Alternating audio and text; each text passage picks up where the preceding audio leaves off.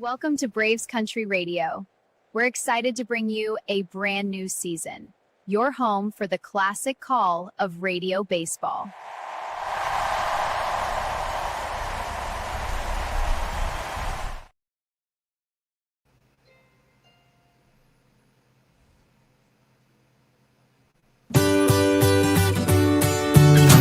Hey, Braves Country, Mac McGee here for American Rebel Beer. America's patriotic light lager, all natural ingredients. Stand tall, be proud. The perfect beer to celebrate life, liberty, and your pursuit of the American dream. America's patriotic light lager, offering a crisp, clean, bold taste. Perfect beer to celebrate life, liberty, and your pursuit of the American dream.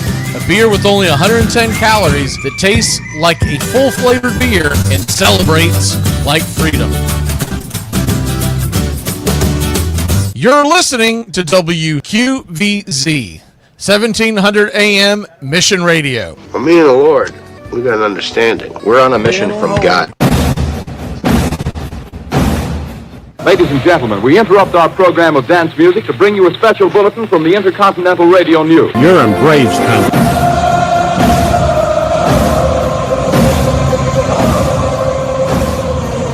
Okay, first of all, we've got Matt Olson, the hero of last night's game, a walk-off home run. If you missed it, you missed it.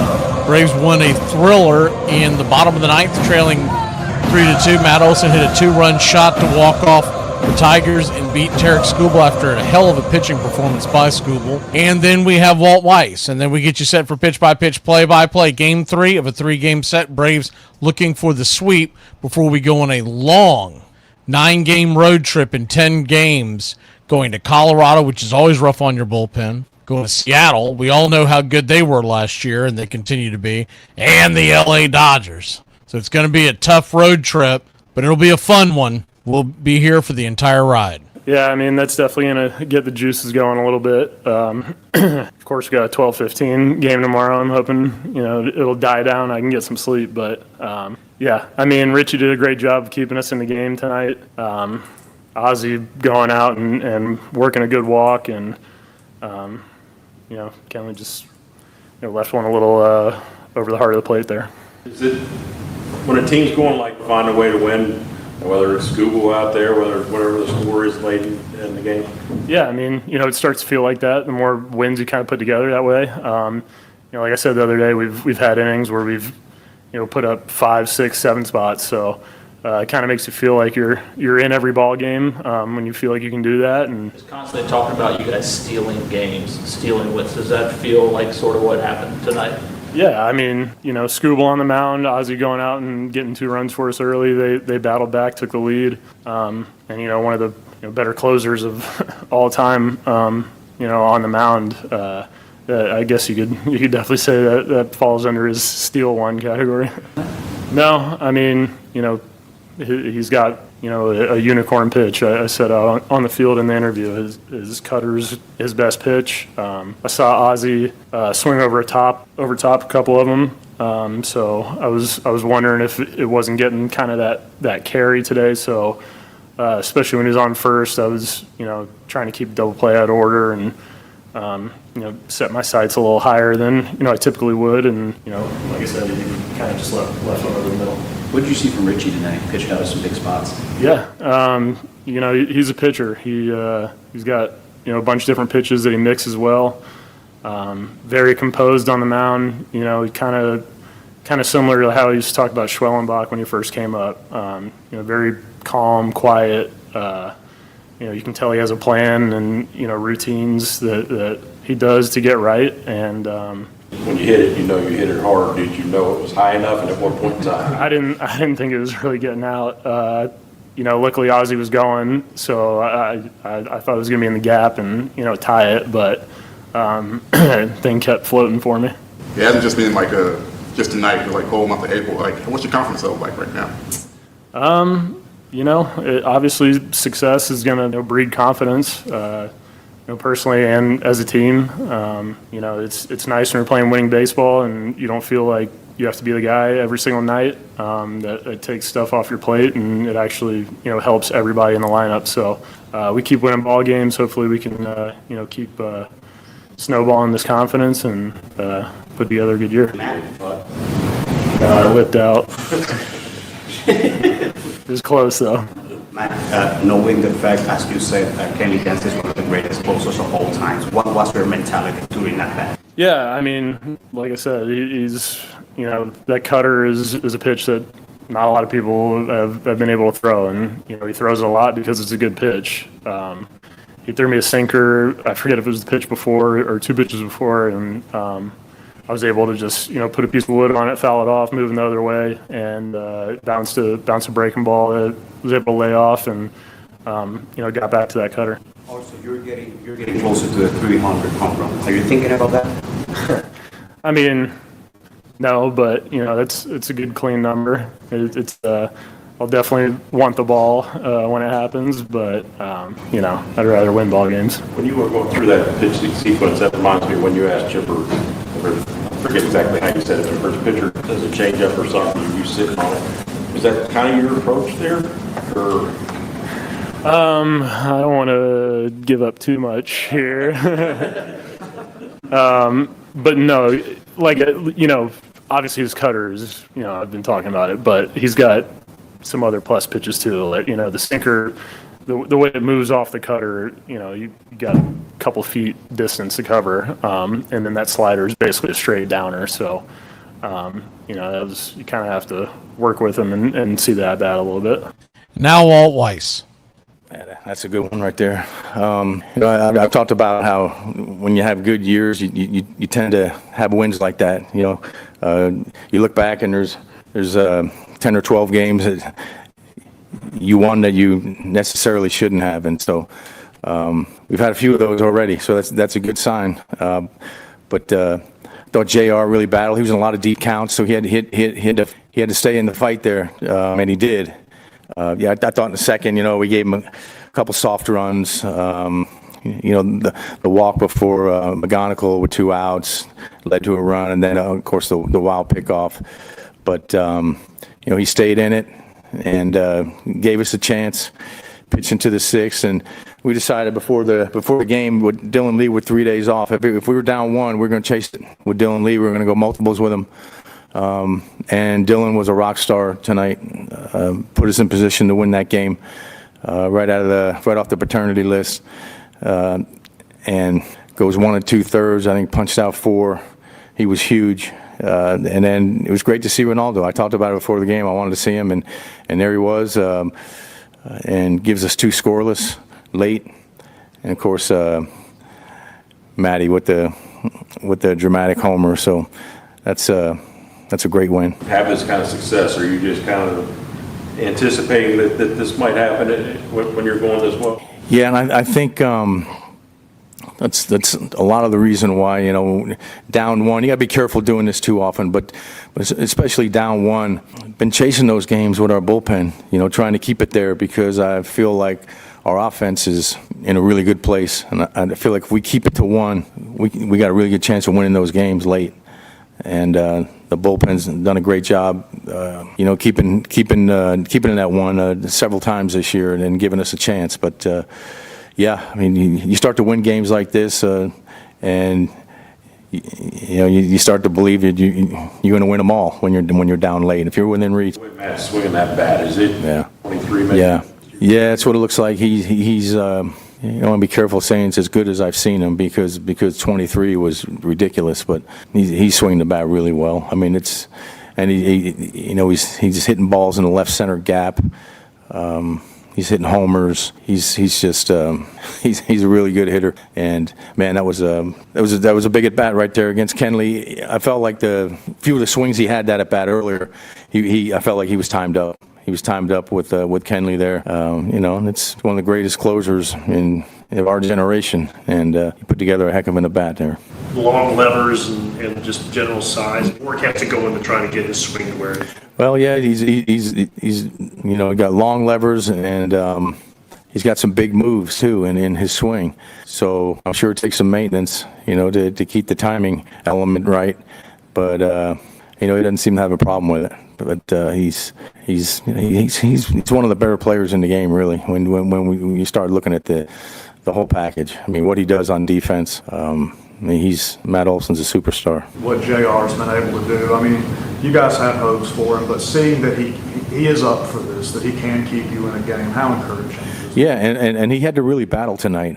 That's a tough lineup because they don't chase, and you can see a lot of the 3-ball counts because they force you into the zone, you know. And I thought JR was making some good pitches, but they weren't chasing, and so a lot of 3-ball counts, a lot of deep counts, and the pitch count was getting up there, but he stayed in it and he's getting outs, and you know, he kept the game right there until we turned it over to D. Lee, and that's a great job by JR. Right now, whether it's Fuentes or it's Raylo today, what are you seeing from these guys? Like, what's their mentality, and what kind of advantage does that provide you? Yeah, especially when you're missing an Iggy, you know, yes sir, missing Dylan Lee, and if you got guys that, instead of going 1 inning at a time with some of the other guys, if you got a guy that can put down 2-3 innings and bridge it to the back end of the bullpen, it's a luxury. I mean, and look, the composition of our bullpen is going to be very fluid. You know, it's very different right now than it's been most of the year. So,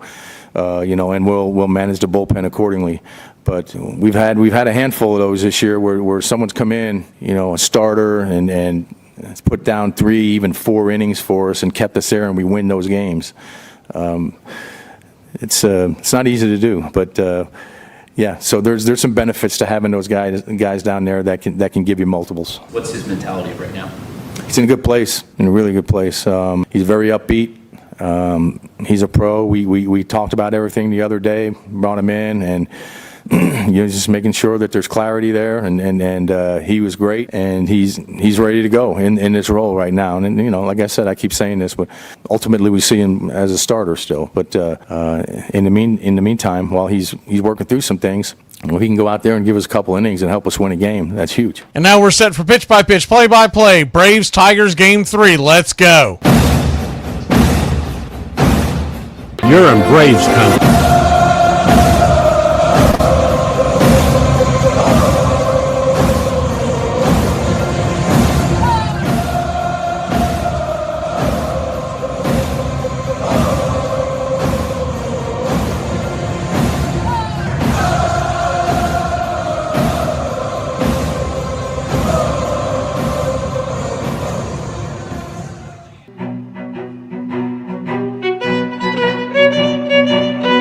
Hey, Braves Country, Mac McGee here for American Rebel Beer.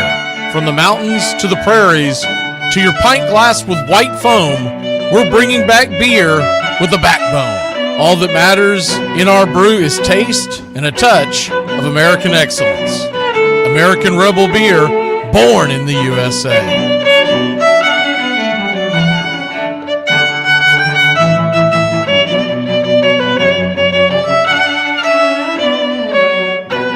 You're listening to WQVZ, 1700 AM Mission Radio. Well, me and the Lord, we got an understanding. We're on a mission from God.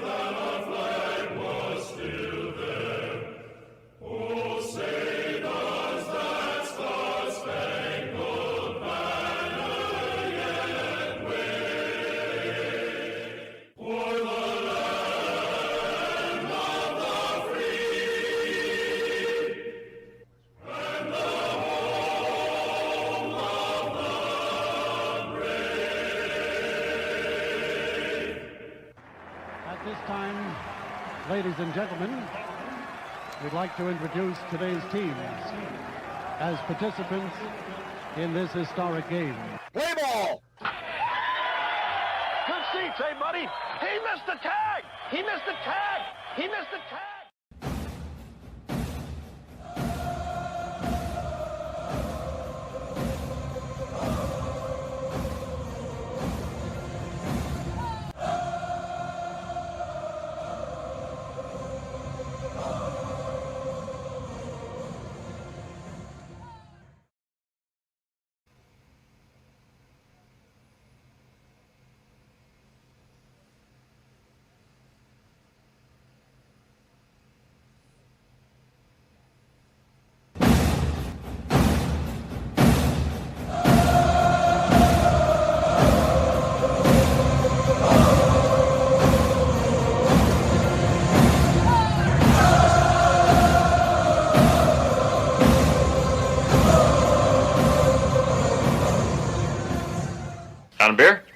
7 o'clock in the morning.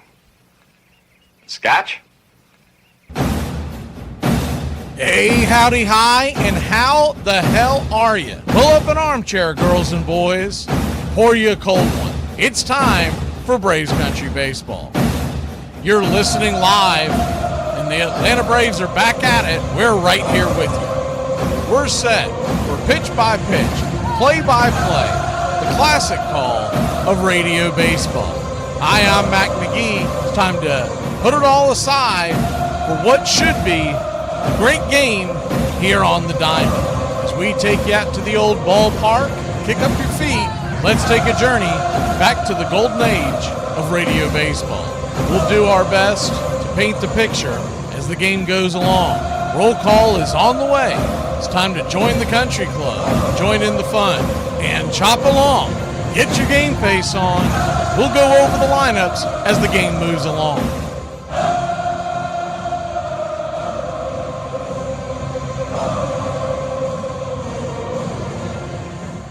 Well, it's about that time. Grab you a cold one. Find you an armchair. Atlanta Braves baseball right here on Braves Country Radio. Your modern day superstation bringing you pitch by pitch, play by play of your Atlanta Braves and our one-of-a-kind production. Take us anywhere you go for over 300 play-by-play games right here on the BCR. Please like and subscribe today. Don't forget to hype the videos. It helps the smaller stations to bring folks in so we can all root this great game on together. Join the country club today, and a special thanks to all the members in the country club. You help support the BCR. Get this bus moving. Stop. Come back. Too late. Roll call! Yeah, roll call! You're in Braves country. Good afternoon, Braves country.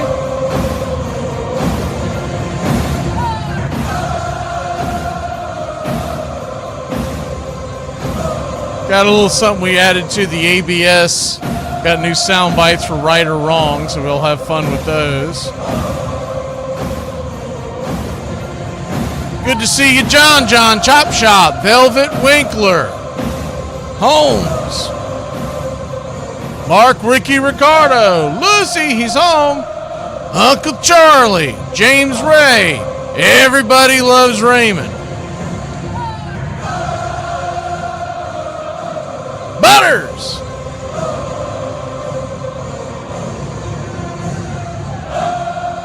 How's South Park treating you, Butters? See who else we have in here today. Thought I saw Royal PETA.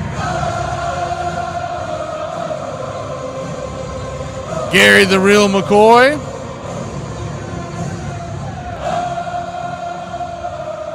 Tom Fisher. ACB. I think I got James Ray, but just in case, good to see you, James Ray. And see who else we have hanging out in here today on this early ball game. There's Royal PETA.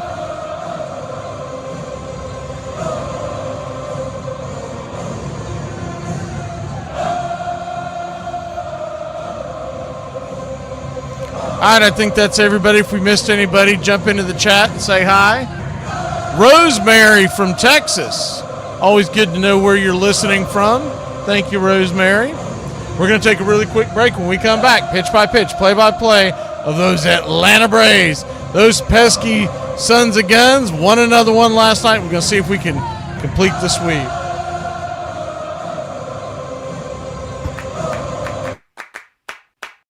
It is the American game. You see a guy hit the ball out the ballpark, and that same guy can come up tomorrow in that situation and miss the ball and lose the ball game. Can bring you up here, it can bring you down there. One thing about it, though, you know it always will be a tomorrow. You got me today, but I'm coming back.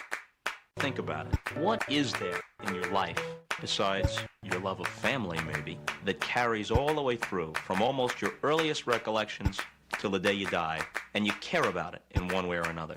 There are very, very few things that make that list, but we have a child's interest in baseball, so it will be one of the few things in my life that I have cared about in one way or another, all the way through. There's a lot of wonderful stillness in baseball that I love. Many seconds of stillness. When the pitcher has got the sign, the batter is crouched, the ball players all lean forward with their hands on their knees, and then very shortly the ball is delivered. But in that tiny period, when the pitch and the fever of the crowd is tangible, there's a moment of absolute stillness that I treasure. The best of us keep as much of that childhood with us as we grow into adulthood as we can muster. And the most creative, the most happy, the most fortunate of us are those who don't lose the sense of play. And even after we're past the point of being able to actually play the game with any skill, if we love it, then it's like Peter Pan. We remain boys forever. We don't die.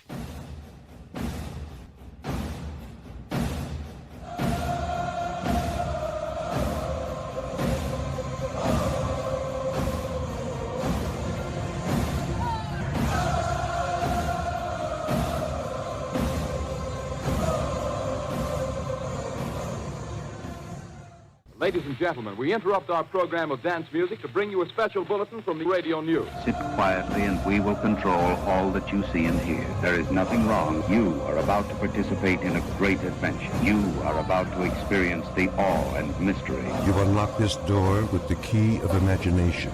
Beyond it is another dimension, a dimension of sound, a dimension of sight, a dimension of mind. You're moving into a land of both things and ideas.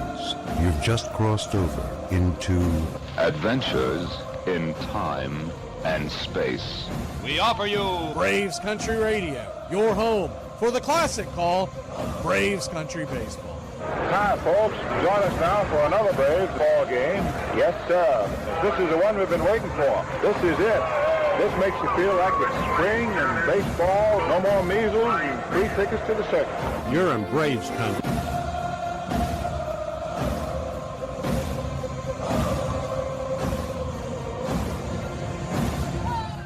This is a reminder, disorderly conduct will not be tolerated. Please respect your fellow fan and refrain from any unruly behavior. Failure to comply with these guidelines will result in ejection.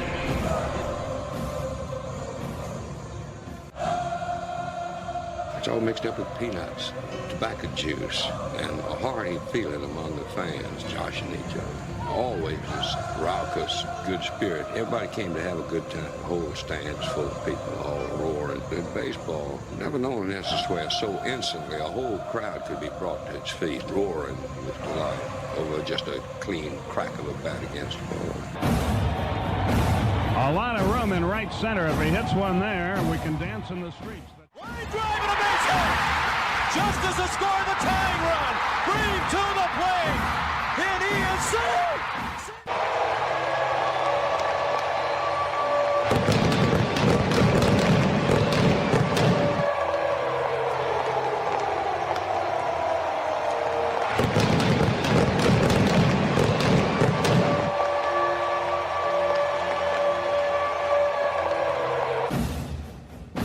We're 1 out away, Braves Country, from a trip to the World Series. Whatever superstition you've got, do it. The entire city of Atlanta, the entire South is standing on their feet, trying to will the Braves into the World Series. Here's the 1-0 pitch. And swung on and ripped over to Dansby Swanson. Dansby's got it. He fires over first. Baby, sound the trumpets. Do the job through the streets. Your Atlanta Braves are headed to the World Series, and the place is going bananas.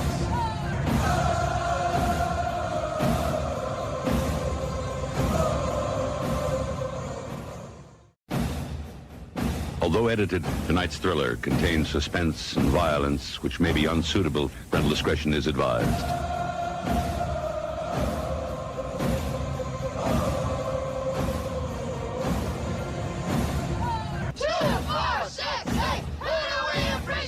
You're in Braves country.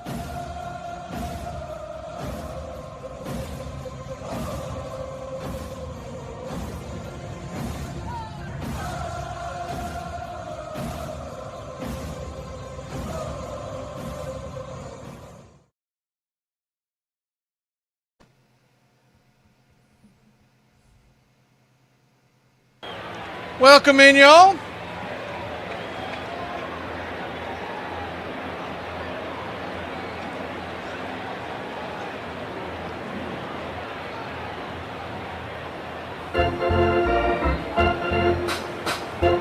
Bryce Elder firing his final warm-up tosses. Braves in their home whites, top to bottom. Braves across the chest in red, outlined in navy.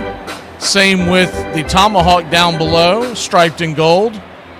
Blue ball cap, red bill, and the white A representing the city of Atlanta, one of the classic looks in all of sport. Detroit Tigers are wearing their road, looks like it's more of a black than a navy blue. If it is a blue, it's like a Chicago Bear type blue where it's so dark that it appears to be black.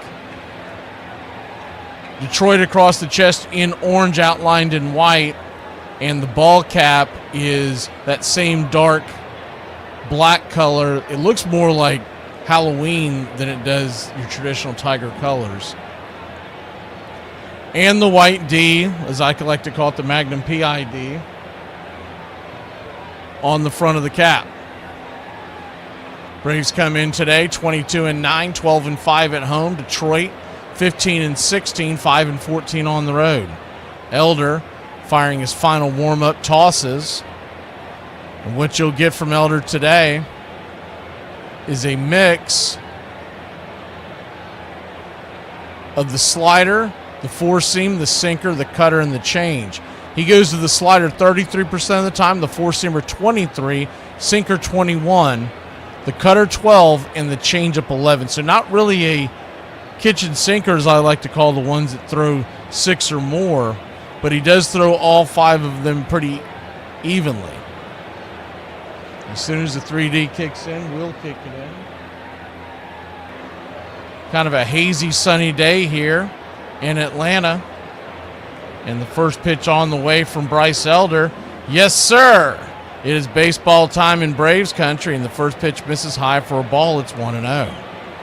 The 1-0. Kicks and fires. Right there for a strike, 1-1. So 1-1 count.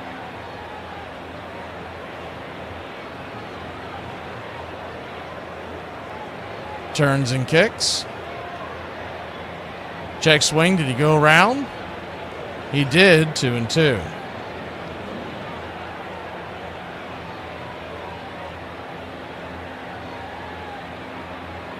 The 2-2 to McGonigal, batting .333 on the year. Elder brings it just a little bit high. Full count. Left to right across the outfield for the Braves. It's Dubon, Eli, and Acuna is the 3-2 pitch. Swing, sizzles it back, foul to the backstop. So you got a full count here to start the game. This kid McGonigal, he has been very impressive, batting .333 on the year. He's become one of my new favorite watches for players that don't wear that Braves uniform. The 3-2 pitch, swing, fouls it back. They had a pretty good breakdown of it this morning on MLB Network. There's a lot of the stuff that I've been paying attention to the last couple of days. The fact that, first of all, he doesn't give up at bats. He fights every single pitch. The payoff, swing, pops it up high into the sky. And that'll be an F7 in your scorecard. Dubon brings it home, and there's one down. One thing you'll notice out of McGonigal when he's at bat, whether it's today's game or the rest of the season going forward, Pay attention to the fact the guy has always got the eye on the ball when it comes to him. He's always in there, as they say, he has his nose in the at-bat. Righty-righty matchup, first pitch on the way, swinging by Torres, lifted into right field, coming over, drifting, making the running catch in the corner is Ronald Acuna Jr. for out number 2. Fairly hard hit ball that was drifting towards the corner, but Acuna got it with ease, and there's quickly 2 away. Good to see everybody in the chat, even those that didn't get here in time for roll call. Usually have a little more time to chat during these day games. The first pitch on the way is right there for a strike. It's 0-1. As soon as I get my bearings underneath me, I'll be able to pay attention to the chat itself. If you got any questions or comments, fire them away. That's what it's about. The 0-1, high and outside 1-1. And Tigers fans, you're welcome too. This is all about being a baseball fan. 1-1 count. Turns and kicks. Swing, rips it into right field. That's going to get out in front of Acuna. One hopper into his glove. And it's a 2-out single for the Tigers.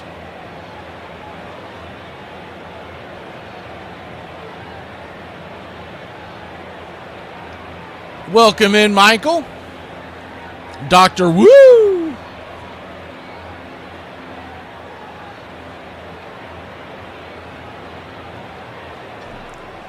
It looks like Strider's going to be starting on Sunday, so whatever date that is, James.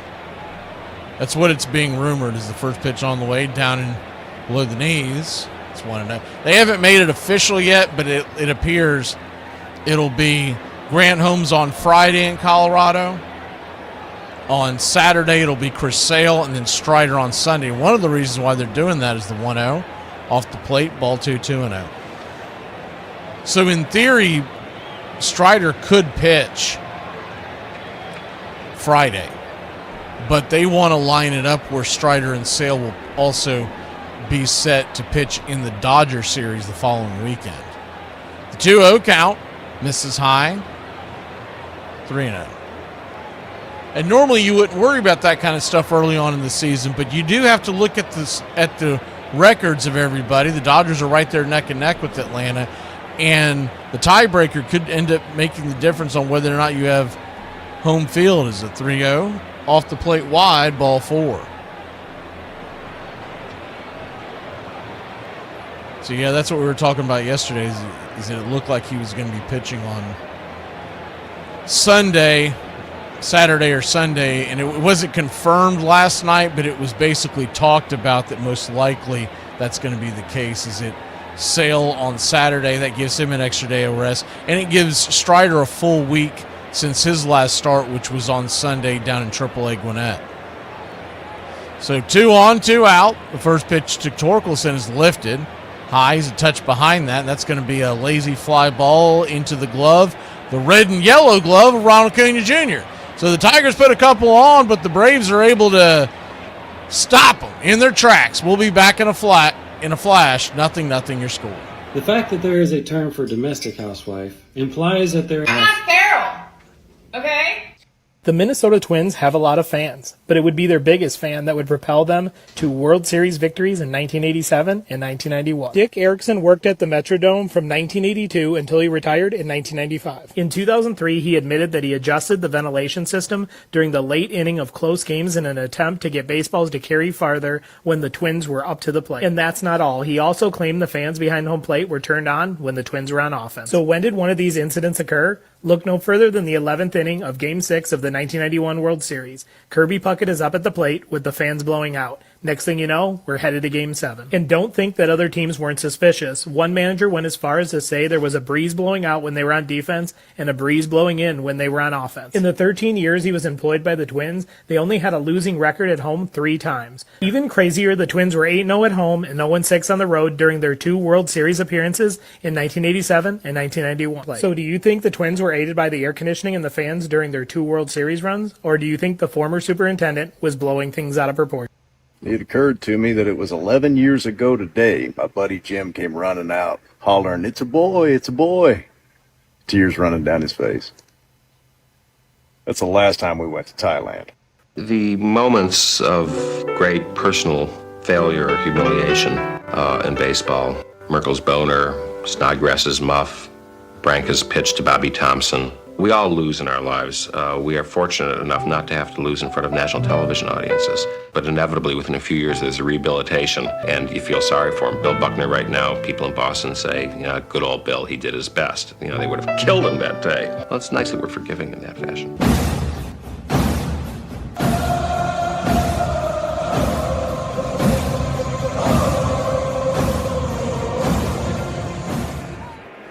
Welcome back. Framber Valdez set to face Ronald Acuna Jr. Lefty-righty matchup. Good old-fashioned mano-a-mano. First pitch on the way, and Armani lost. Fly ball, F9 your scorecard. One down. Way to fight through that at bat there, Acuna. One pitch, one out. Drake Baldwin coming to the plate. Left to right across the outfield for the Tigers. It's Green, Vierling, and Carpenter around the horn. Third to first, Lee, McGonigal, Torres, and Torkelson. As the sinker misses high and out of the zone, it's 1-0. Rogers is behind the plate. I don't know if I got to it. I feel like I started to do it for the Braves, so we'll do it again in the second. 1-0 count. Kicks and fires. Swing, rips it into right field. That ball's going to get down for a base hit. And Drake Baldwin, once again, he's all out of bubble gum, baby. Ripping and ripping. I love the Drake. How could you not like the Drake? Who's the Drake? The Drake is good. The Drake is good.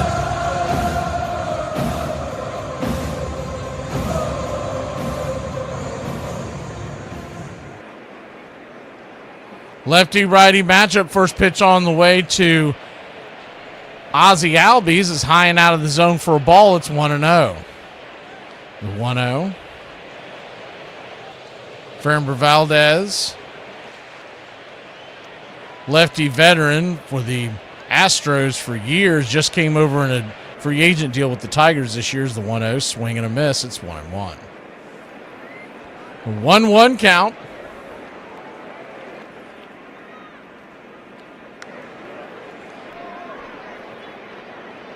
On deck, Matt Olson.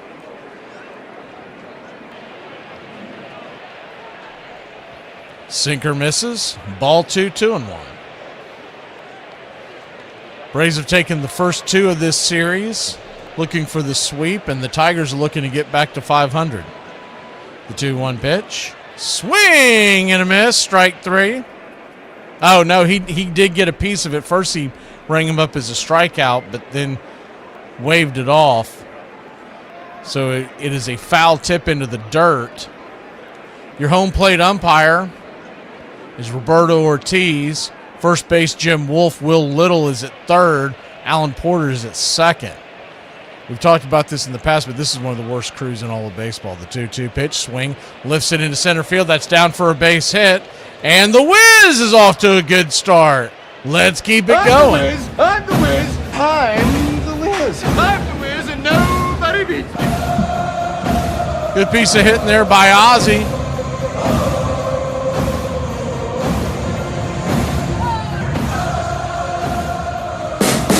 What's for dinner?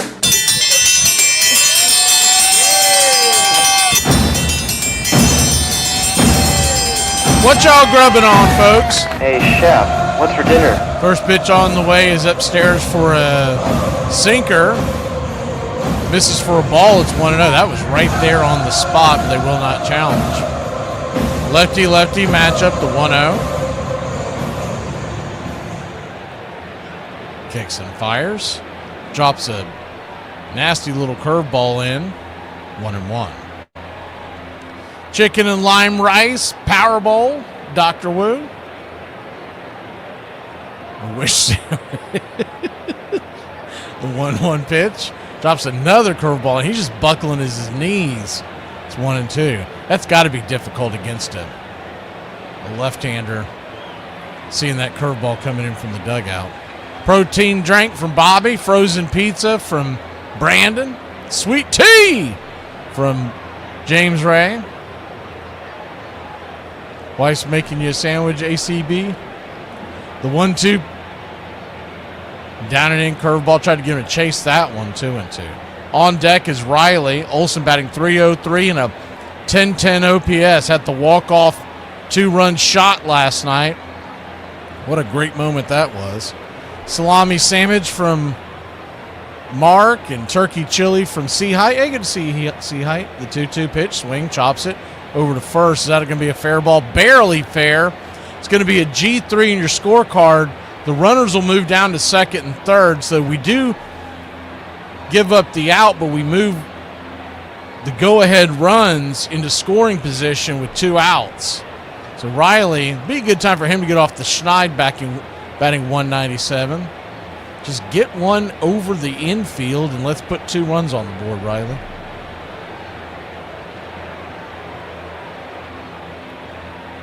Most of y'all know I'm an old chef, and I'm eating what you would expect an old chef to eat. I got a Power Energy drink. I did not prepare well for this. Loaded potato, Dr. Wu. The pitch on the way, swing and a miss. Riley chases a changeup off the plate. It's 0-1. Pete is making up her meals as we speak. Does that mean that you're lying about it, or you're starting to cook? The 0-1 pitch. Chops it foul. It's 0-2.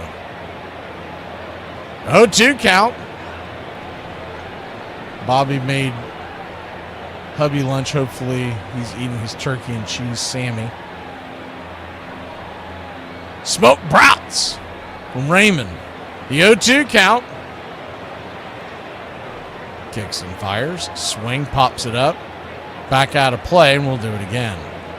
Riley just trying to find any way to get off this schneid here. A 2-run single would be great. Even if it's a broken batter, we'll take anything at this point. Braves nothing, Tigers nothing. The 0-2.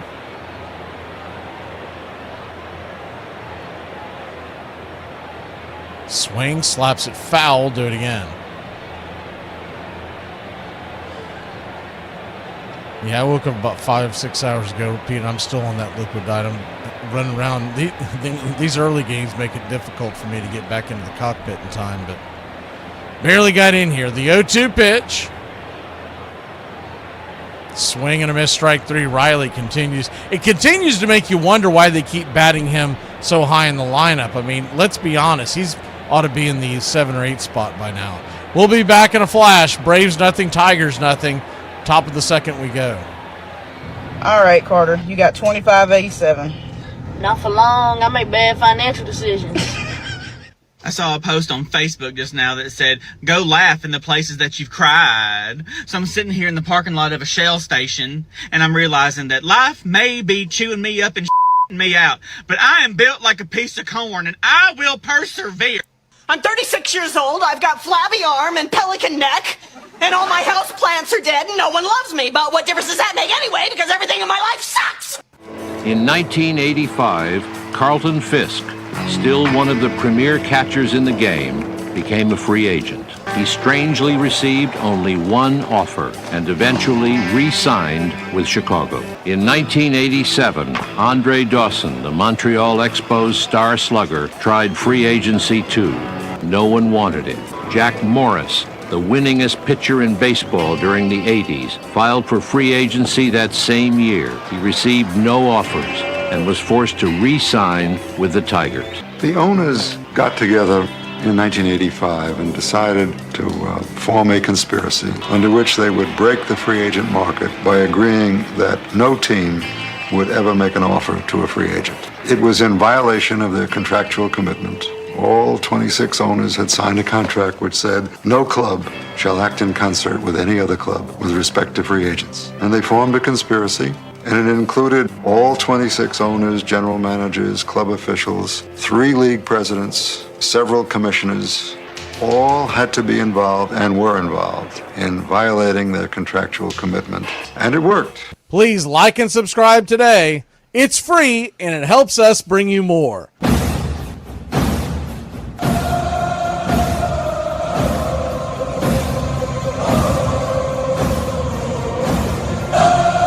I'm glad I can bring little sunshine into your life there, Velvet. First pitch on the way from Elders, high and inside for a ball. It's 1-0. No, I agree, Steve. I mean, considering we don't have two of our stalwarts hitting that well, heck, Riley's not hitting it all. What are we talking about? This is a 1-0 right there, first strike, 1-1. That's a push so far between me and Pete in that trade. Riley's in the dumper, and Crochet went to the IL. The 1-1 swing, rips it down the right field line. Foul. 1-2. The only good thing about Crochet is if you're on the IL, you're not hurting my team. So 1-2 count. Uncle Charlie in here today? I didn't think I saw him.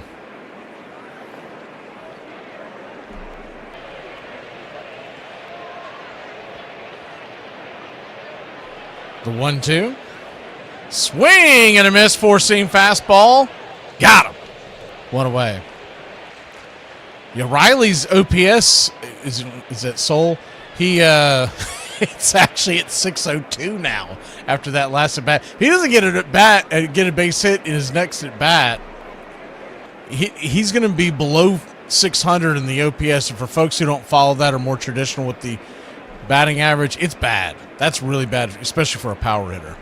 First pitch on the way is right there. It's 0-1. That is the type of OPS that Nick Allen had all last year, and we were griping about him left and right. The 0-1 right there. And I do believe he's going to come out of it. We talked about this many a times, but it's frustrating to see them continue to put him behind Olsen, because if you're the starting pitcher, you're pitching around Olsen now. You don't have a great option, but I would have put Dubon behind Olsen. The 0-2, swing, swats it foul, do it again. Or you could even make the argument you keep Olsen in the 3 spot even against a tough left-hander and have Ozzie behind him so Olsen sees something and then Dubon. Farmer's our designated hitter today. Just in case I didn't get to it because it's bothering me, I feel like I haven't. Left to right, it's Dubon, Eli, and Acuna out in the outfield around the horn. Third to first, it's Riley, Mateo, Ozzie, and Olsen. Drake is behind the plate, and, of course, Elder on the bump.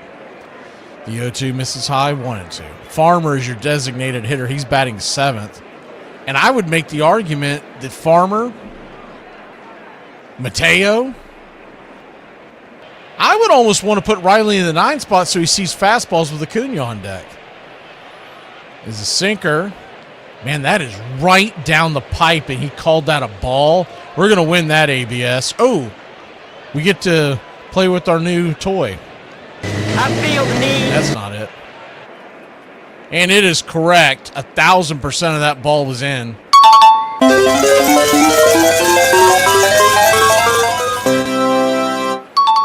So there's your ABS correct sound that I was making late last night.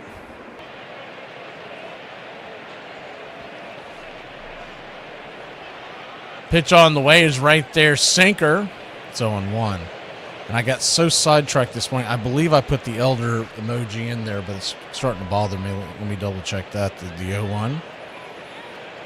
Down and away, 1-1. In the midst of all this chaos, I also took the girls on a walk. So I was booking. The 1-1 pitch. Swing, chops it foul. You can't always... Yeah, okay, there's the Elder. And for those of y'all who may have missed it, Country Club members, this one right here, big time, that is for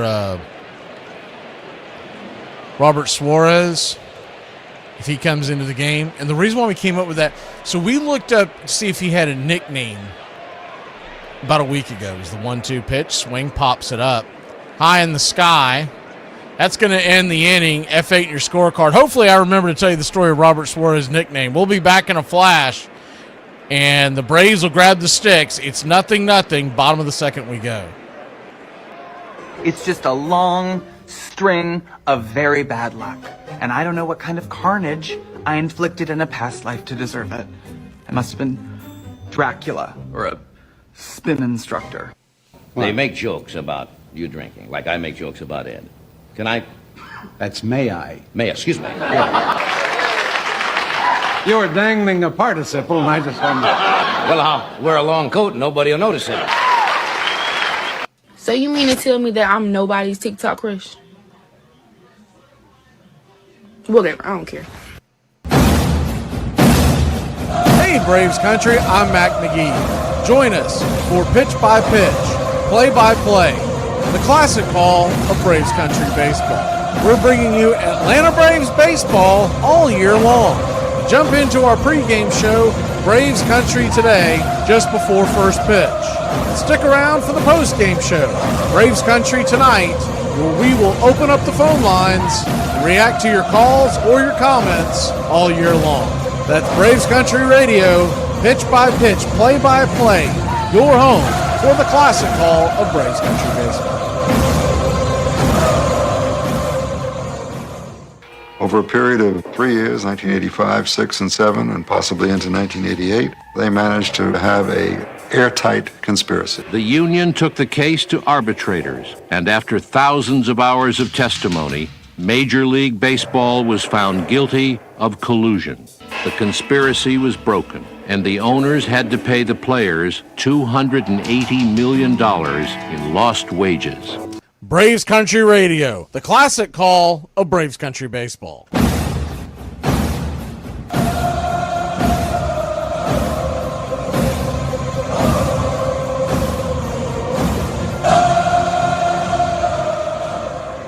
Welcome back. Framber Valdez goes back to work. First pitch swinging by Mauricio Dubon. Bangs it down the line, foul. It's 0-1. Now, with Sean Murphy coming back into the fold, he'll probably go up higher in the order until Riley takes off. But we all know how streaky Murphy has been in his Braves career as the 0-1. Bangs it foul, it's 0-2. What I'm hoping is he catches on fire like he did the last time he came off the IL. And even if it's just for 4 weeks, 3 weeks, whatever, gives Riley a chance to get right, the 0-2. Swing, slices it, do it again. But the whole reason how he came up with the big time is that everything you looked up for Suarez, he didn't have a nickname, but they kept saying he has big time stuff is the 0-2. Inside, misses 1-2. It was either that or someone writing about how he stepped up big time in a big situation when he was with the Padres. So finally we just looked at each other and said, we're going with big time. The 1-2 count. In the dirt, that ball got him in the foot, and a good hit by pitch. Way to stay in there. Take one for the team. Mauricio Dubon. He'll head on down to first. Can't wait to hear future He'll head on down to first.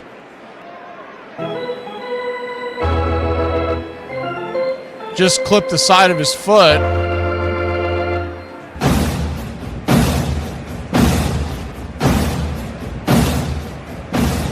First pitch on the way to Kyle Farmer, changeup.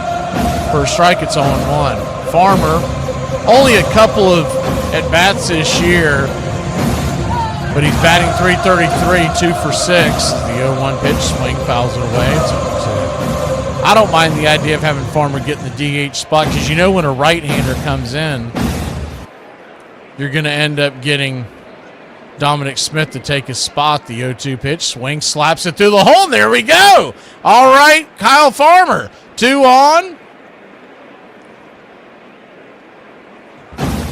Nobody out, and we got the wheels a turning once again here in the bottom of the second.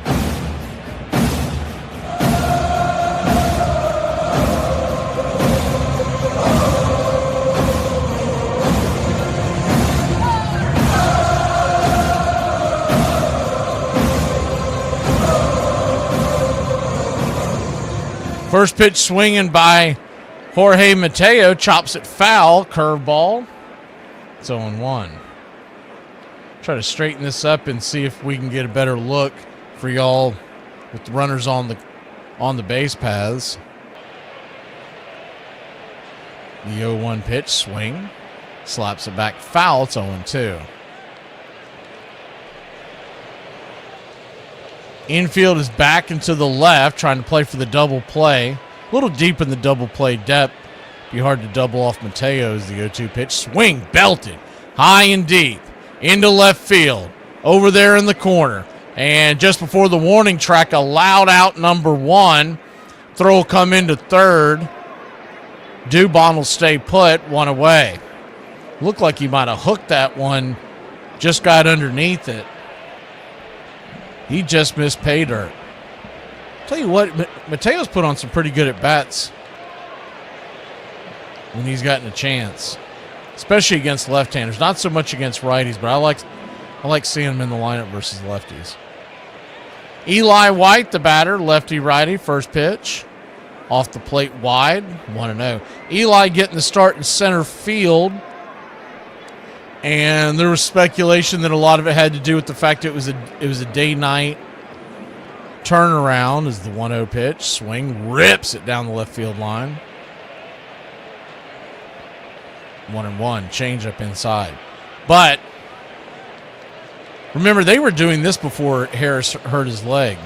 I think they're trying to limit the at-bats that Harris sees from the left-handed side. We've talked about this in the past, but I think it'll keep him out of bad habits because when he would face a tough lefty, you would see him struggle for like the next 4 days.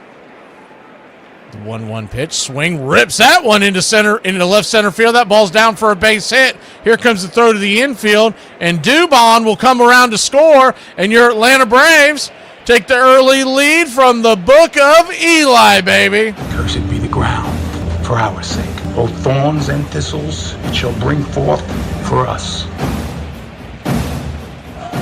Good piece of hitting there by the book of Eli.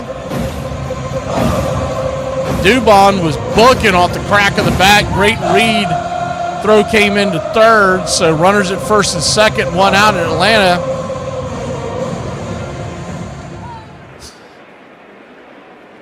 Getting Bryce Elder the early run.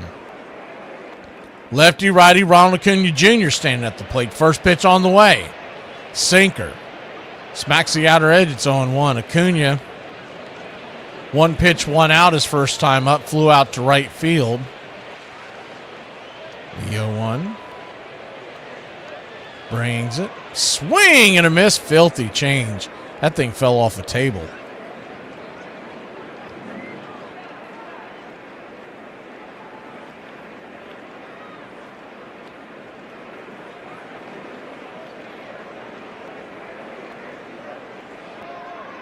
The 0-2 curveball bangs off just in front of the plate.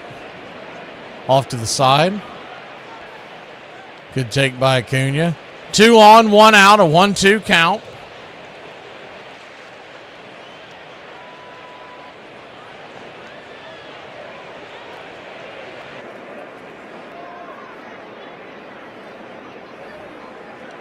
Brings it inside. That almost got... Didn't get him in the foot. Acuna's walking to first. Home plate umpire Roberto Ortiz. He didn't motion it at first, but I guess he is going to get that call. Let's take another look at it. If it hit him on the back foot. Yes, it did hit his toe. I don't think Detroit will try to challenge that. They may just because they're hoping for the best. It looks like Acuna did take one for the team. So 2 hit by pitches. Atlanta Braves, 2 hit by pitches today. By Dubon and Acuna, it is being challenged. It hit the top of his toe. You can see it smack his toe.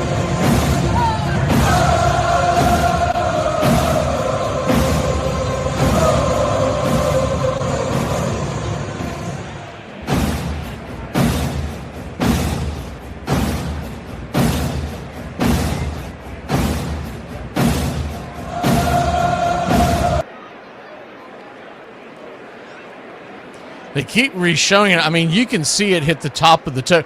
The Braves vision isn't giving you the good look. the Tigers cam, they're showing the side view, and you can see it skip across the toe. And here's the thing. It's a challenge, or the Braves are challenging him. So he has not given him the base yet. So that's going to be the only thing that would turn this over, is that originally he was not given the challenge. But you can just tell by the way he caught the ball, too, because after it hit his toe, it bounced upwards towards the glove. I mean, you can see it hit the toe and then bounce upward into the glove. See what the call is here. I don't really blame Ortiz for missing the call.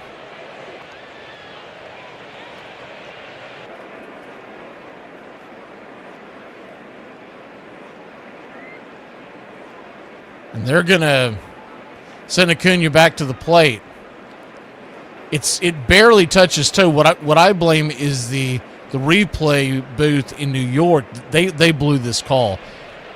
Ortiz, that was such a ticky-tack, just barely touched the toe, went into the glove type of thing.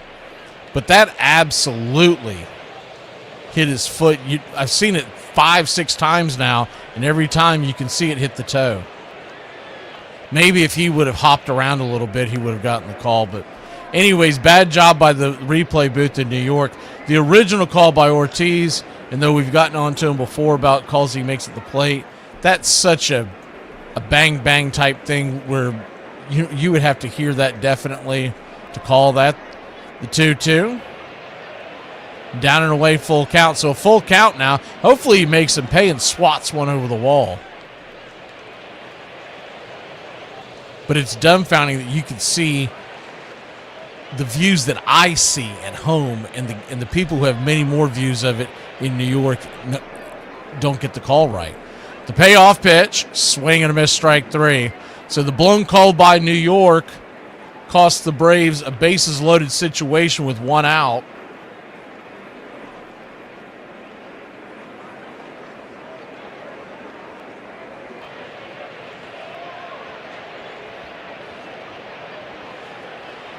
Typically, I would say I would like to see Weiss out there arguing, but what's he going to argue with, because it's the replay booth. First pitch swinging by Drake Baldwin, dribbles it foul down the first base line. It's 0-1.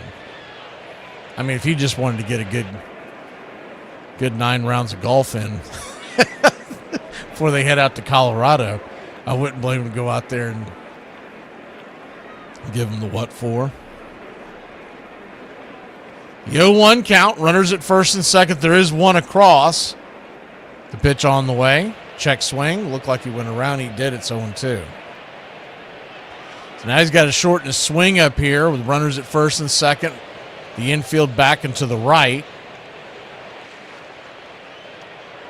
Timeout called by the Drake. Braves 1, Detroit 0. Bottom of the second. The 0-2.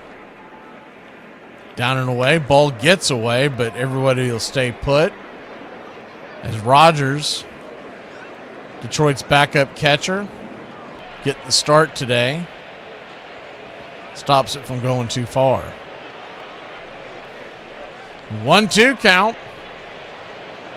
That's kind of a bad break there for Atlanta, because you would think we would at least get a fly ball out with Drake coming to the plate. The 1-2, swing and a miss, strike 3, and that'll end the inning.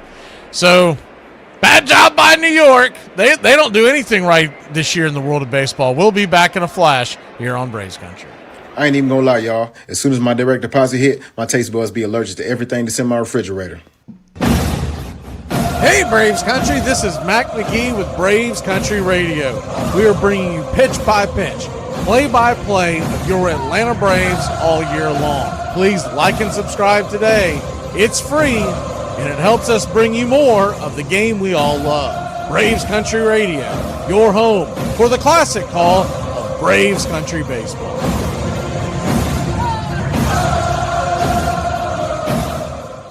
So I wanted to tell y'all this because I thought it was comical, so I was wanting to see if somebody else thought it was funny. My child come home and was like, Mom, you want to see all my Valentines? I was like, yeah, cool, bring them to me. So, of course, they were just normal Valentines, but one of them had actual, like, kids writing on it, and it was a decent little amount of writing. So I read it, and I was like, did this little girl leave this note for anybody else, or was it just for you? He was like, no, I was the only one that got that note. It says, Happy Valentine's Day to the person who has seen the best and the worst of me and didn't run away screaming. So mind you, my child is about to turn 10. So these are 4th graders. What does she mean by that? He said, I don't know, Mama. She just sits there and stares at me all day. I was like, well, have you told her to stop? He was like, many of times. In the 1988 World Series, the Los Angeles Dodgers were the decided underdogs against a resurgent Oakland Athletics. The Dodgers' best hitter, Kirk Gibson, was injured and not expected to play. In the first game, in the bottom of the 9th, with 2 outs and 1 man on, and Oakland leading 4-3, their ace reliever Dennis Eckersley on the mound, Dodger manager Tommy Lasorda called to the clubhouse to see if Gibson could possibly pinch hit.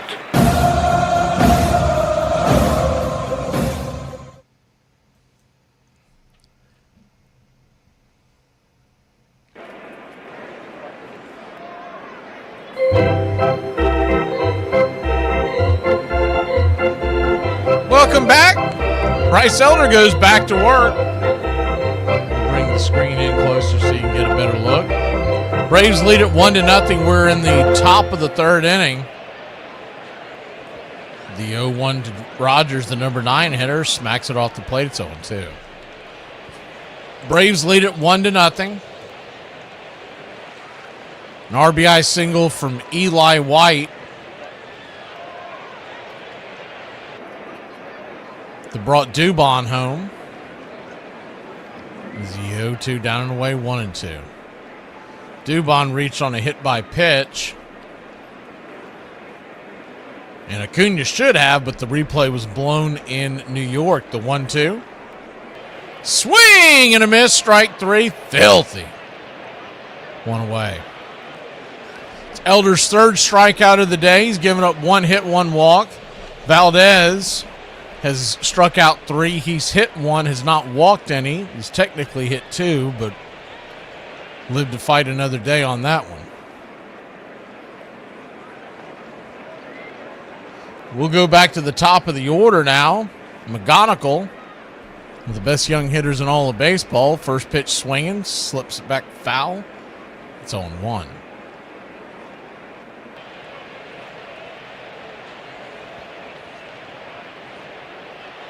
Bryce Elder is the 0-1 pitch. Misses high. 1-1. Right now, currently, his ERA is 1.83. Who had that on their bingo card? Remember all the knuckleheads wanting to...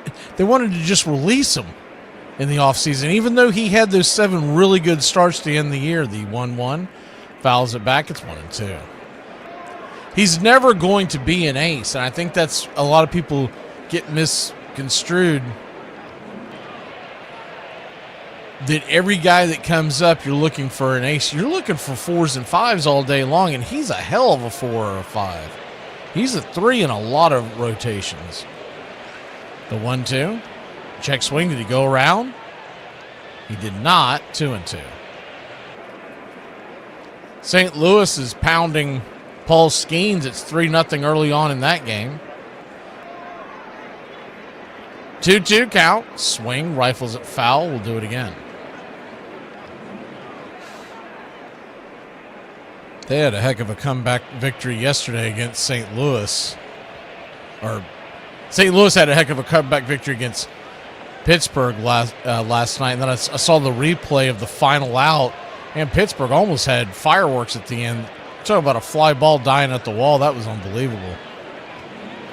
The 2-2 misses inside. Full count. Good to see you, Big Truck. Dan. The payoff pitch just misses inside.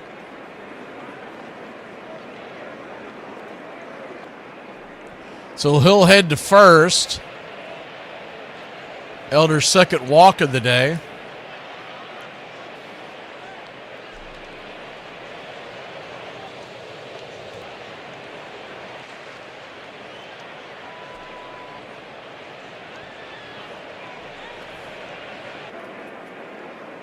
I'm going to try to reset this. I'm not sure what's going on with the first pitch on the way is right there at the knees for a strike. It's 0-1 righty-righty matchup.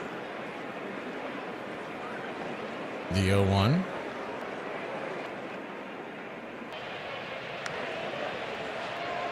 Kicks and fires. Swing, chops it through the hole. That's through for a base hit. And they've got runners on first and second and one away.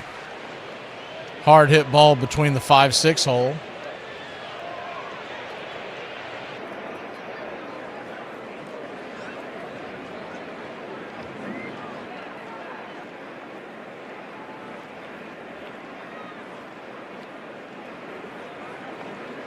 Waiting for the 3D kick back in, and then we'll bring it back to you. Here we go. Runners at first and second, one out. Righty-lefty matchup. Keith, the batter. First pitch is up and in. For a ball, it's 1-0. Keith 1 for 1 on the day with a single to right. The 1-0. Swing. Chops it over to first. Olson's got it. He'll flip it to Elder covering the bag. And there's two down, but the runners at first and second move down to second and third. Olson's really only play there was to go to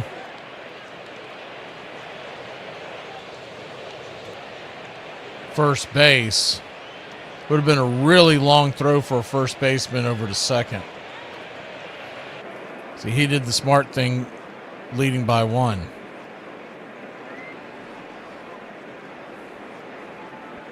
Riley Green, the batter, dangerous bat at the plate. First pitch, swings, swats it back foul. It's 0-1. Started him off with the slider. The 0-1. Braves 1, Detroit nothing. Top of the third. Second and third, 2 outs. The 0-1 pitch, swing and a miss. Rifled a four-seam fastball up and in. And it's 0-2.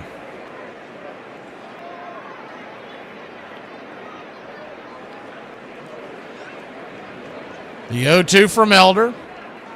Digs and fires, swings, slaps it foul down the third base line over the third base dugout. Do it again, 0-2. 1 run, 4 hits, no errors for Atlanta. No runs, 2 hits, no errors for Detroit. You got an 0-2 count. Brings it. Slider. Down and in. 1-2.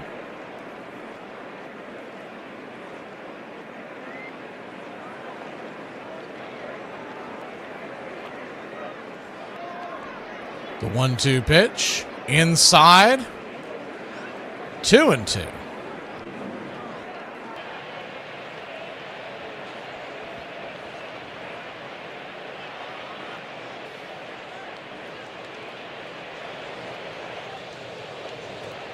The 2-2. Swing, fouls it back. We'll do it again.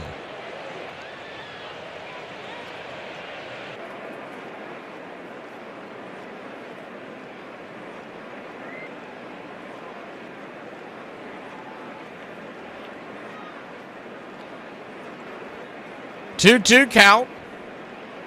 High and inside. Ball 3, 3-2. Standing on deck is Torkelson. Last thing Elder wants to do is load the bases for Spencer.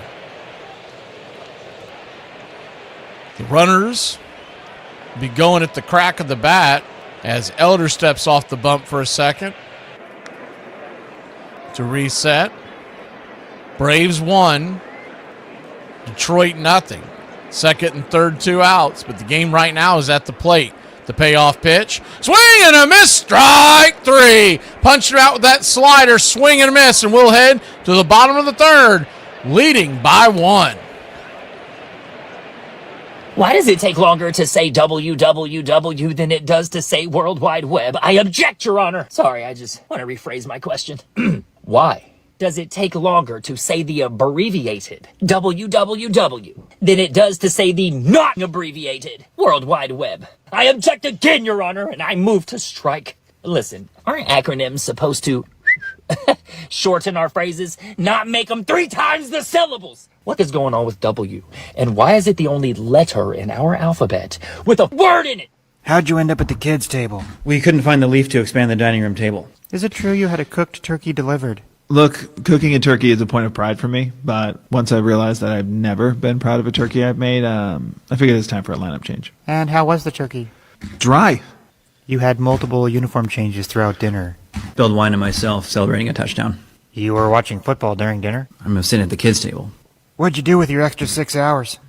I did make my own cranberry sauce, which didn't get touched. There are some reports about heavy heartburn. Yeah, I don't think it's very ideal to be eating such a heavy meal sitting in a position where your knees are next to your ears. I'm in the corner of the Dodger dugout anticipating that I'll be doing a losing interview. I'm standing just in front of the runway, and I can see Ben Hines, the Dodger batting coach, being dispatched by Lasorda into the clubhouse to check on Gibson. Then I can hear Gibson taking practice swings with a ball being placed by a bat boy on the tee and Gibson hitting into a net, and I can hear the grunts of pain coming from Gibson with every swing.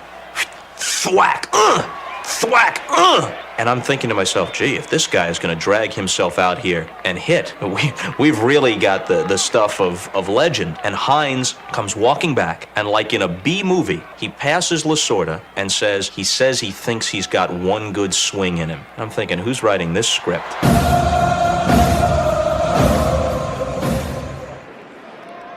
Welcome back. Ozzie Albies, the batter, first pitch swinging, bangs the ball into the turf towards the third base dugout.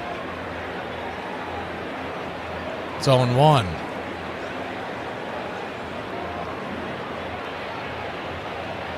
The 0-1. Framber Valdez, 43 pitches on the day. Kicks and fires, swing, pops it up.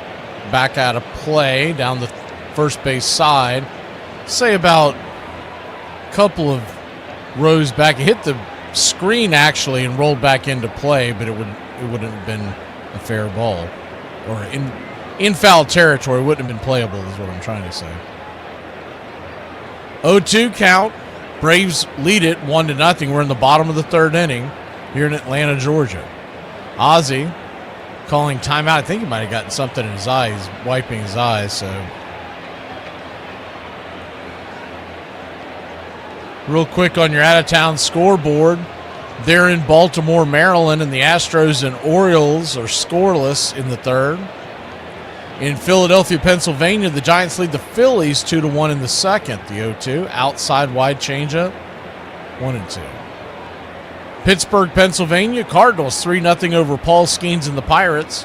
And the Rockies have a 2-0 early lead on the Reds in the second in Cincinnati, Ohio. The 1-2 drags that change-up foul. We'll do it again. Here in a little bit, the Nationals and Mets go head-to-head. 1-10 first pitch. The 1-2. Swing! That ball's belted high and deep down the left field line. Stay fair, stay fair. Just foul. Smacks the facade on the second deck. It took a wrong turn at Albuquerque, or we would have had a solo shot. The 1-2. Bangs it down the third base line. Foul once again. 140 today. You got the Brewers and Diamondbacks.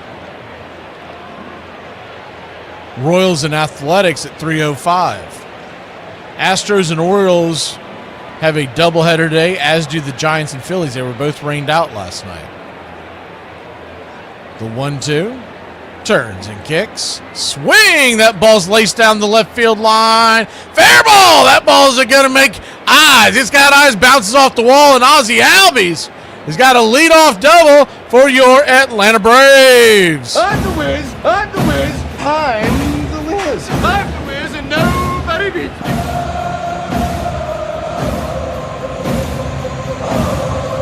kept swinging at those pitches.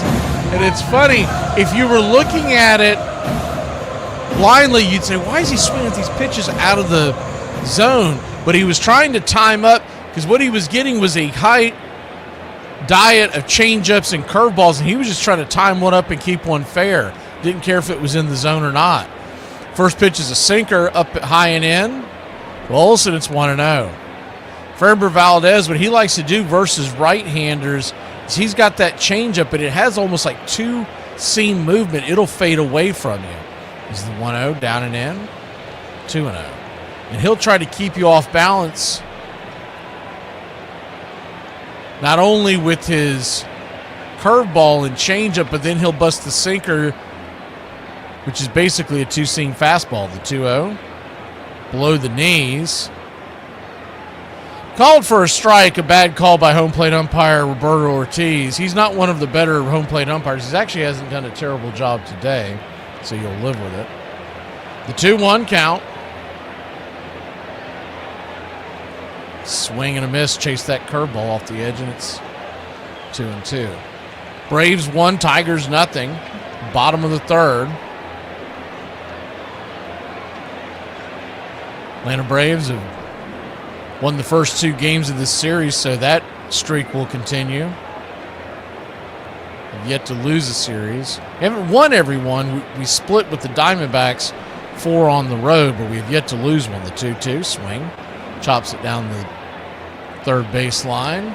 Foul. Do it again. Standing on deck is Riley.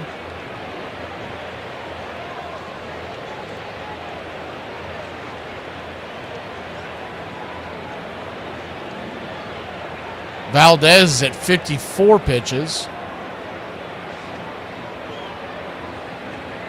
The 2-2 count. Swing and a miss, strike 3, slider off the table, down and away, and there's one down.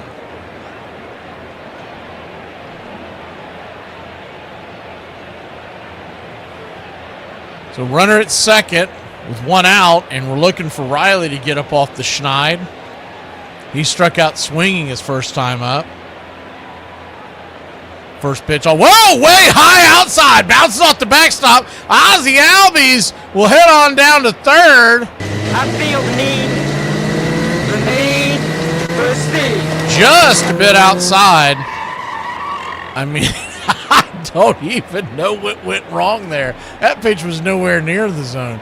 If Olson was still standing at the plate, that ball would have been behind him on the left side.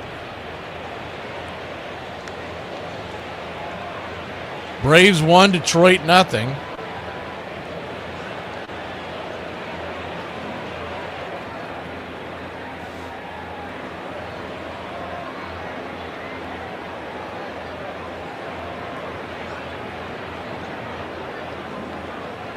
Bit of a timeout here.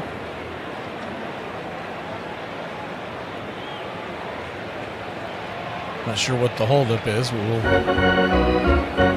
give you some baseball tunes in the background. The 1-0 pitch.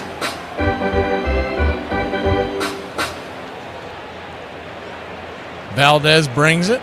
Swing and a miss. Curveball. That'll even up the count. He might have gotten a piece of it. Ball bounces away, but nonetheless, a 1-1 count.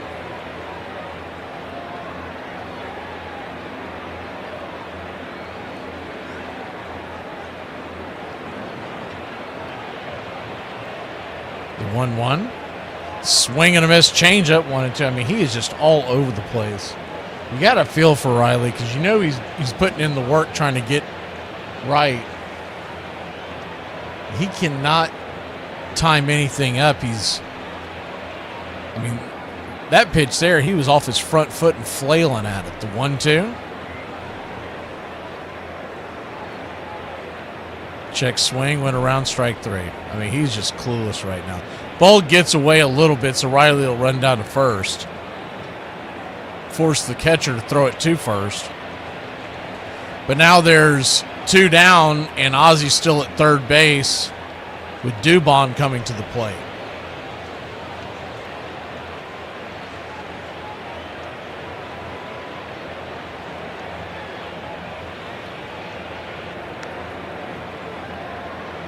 Mauricio Dubon, the batter. First pitch, down and in. For a ball, it's 1-0. Maybe going out to Colorado with the high altitude and the ball flying, maybe that'll help Riley get out of his funk. Because right now he's just lost. The 1-0. Swing, lifts it into center field. That's down for a base hit, and that's going to score a run. We'll double the score, double the lead. It's 2-0, your Atlanta Braves.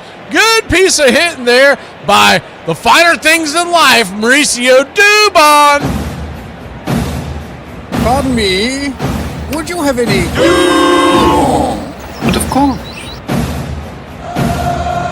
One of life's finer pleasures. RBI single for Mauricio. He's got a run and an RBI to his name. First pitch swinging by Farmer, rips it up the middle. It's going to be an atom ball to the second baseman. Hard hit ball just right into the teeth of the defense, and that'll end the inning. 2 good at bats by Farmer. Don't sleep on that. We'll be back in a flash. 2-0 your score. Some people need to learn how to go camping out in the mountains and not the left lane. What are you doing there? I can see that. You're doing it wrong. What are you talking about? You almost finished your peas there. And you ain't even started that other, what do you call it? Zucchini? Yeah, whatever. I was going to eat the zucchini after I finished the peas. Then when are you going to get to the turkey? After the zucchini. That's dumb. You're supposed to eat a little of the peas, then a little bit of the cuisine. Zucchini. Whatever. And you take a little of the turkey there. So you get a good mixture there. That's what you call a balanced meal. The feeling not just of exhilaration, but of utter surprise that engulfed that dugout when he made contact. The looks players exchanged, and then the spontaneous outpouring of emotion and this release of tension as he made his way around the bases was one of the greatest things I've ever seen in baseball. And look who's coming up. 4-3 A's, 2 out, 9th inning. You talk about a roll of the dice. This is it. You know, complaining about the fact that with the left knee bothering him, he can't push off. Well, now he can't push off and he can't land. So the Dodgers trying to catch lightning right now. And he's standing on an outside corner. He's not going to give him a ball to pull. With Davis, he just missed, but here's 2 quick strikes, both fastballs that kind of tail away the outside part. Hasse is not even flirted with the inside part of that plate. Sachs waiting on deck, but the game right now is at the plate. High fly ball into right field. She is gone! It was Gibson's only at-bat in the series, but the inspired Dodgers went on to beat the stunned A's in 5 games.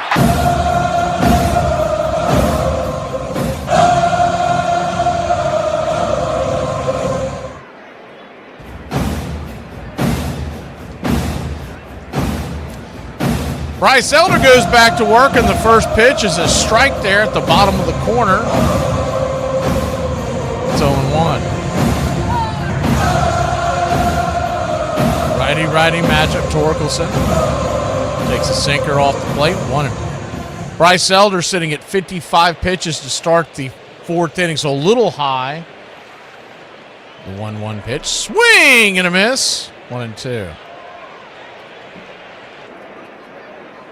Be interesting to see if the Braves make any move pitching-wise heading into that long road trip. 1-2 count. We know Spencer Strider's coming up, but they don't have to make that move until Sunday. Is the 1-2 down and away? 2-2.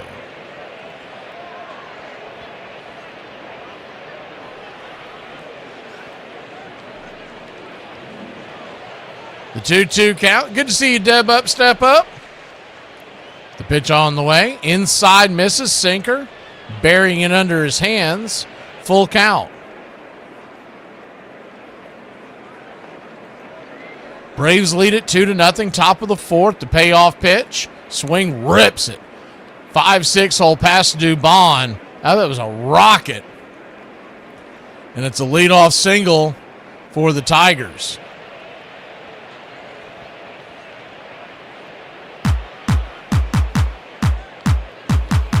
That pitch just drifted back in. Elder was shooting for the outer edge, and it just got way too much of the plate. Thankfully, he didn't hang it too high, or we would be talking about a one-run game right now. Torkelson, he's got pop. It's a great job by Elder to get out of the jam last inning, or he would have came to the plate with the bases loaded. Kerry Carpenter, the batter, first pitch on the way. Swing, check swing, dribbles it towards Riley. Riley's got one play, 5-3 on the putout, one away. Torkelson hustling the whole way. He's at second base and in scoring position with one away. That'll bring Matt Vierling to the plate. 0 for 1 with the strikeout. Vierling.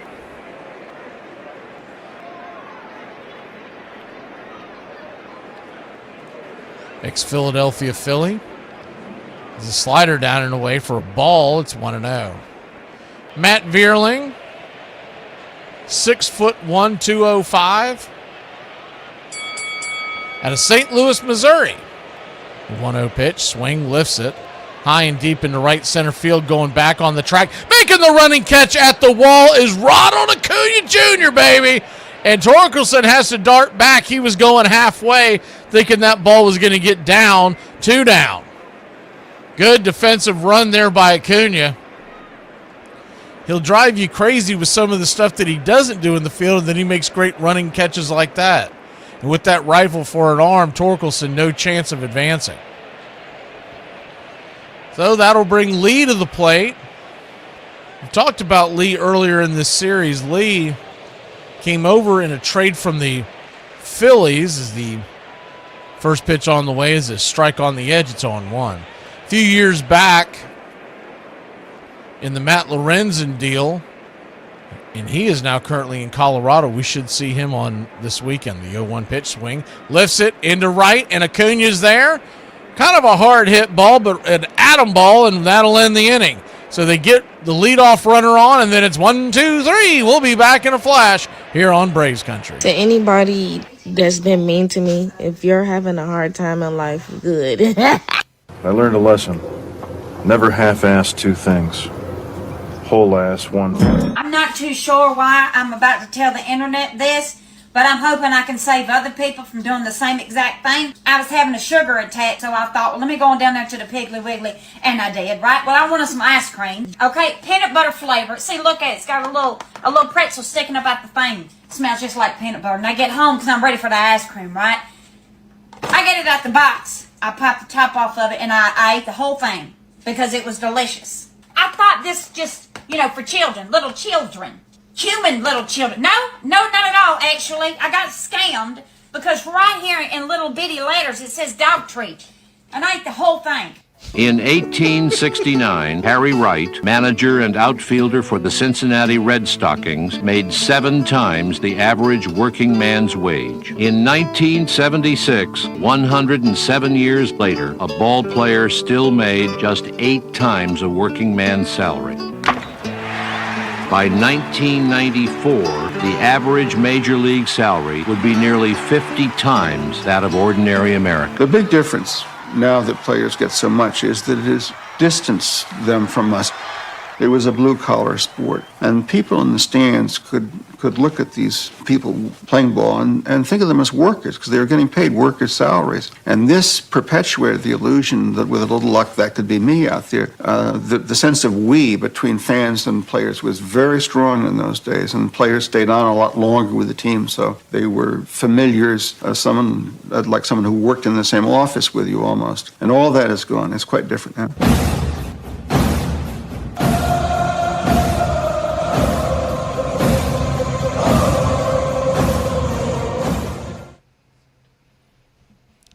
Welcome back. 2-0 your score. We go to the bottom of the 4th inning, Braves and Tigers.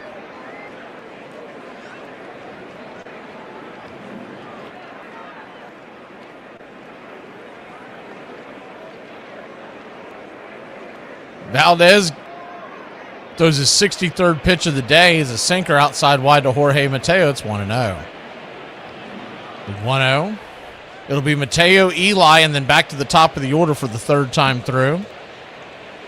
The 1-0 pitch, swing and a miss at the changeup, 1-1.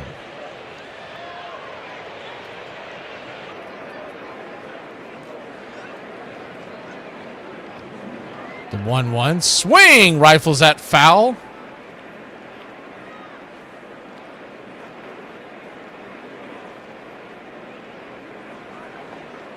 Doubleheader tomorrow here on Braves Country Radio. 2:20 first pitch, 1:45 will come on the air.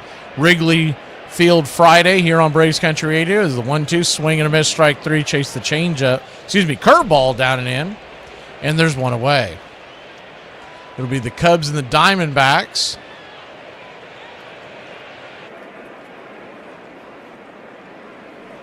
And then we have a double dip with the Braves and Rockies. That game is not till 8:40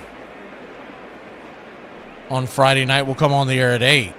First pitch on the way, down and in. Eli Manning. Eli White. I have no idea why I said Manning. It's 1-0. I did see a football commercial about a half hour ago, the 1-0. Right there at the knees. 1-1. I don't even think he was in it. The 1-1 count.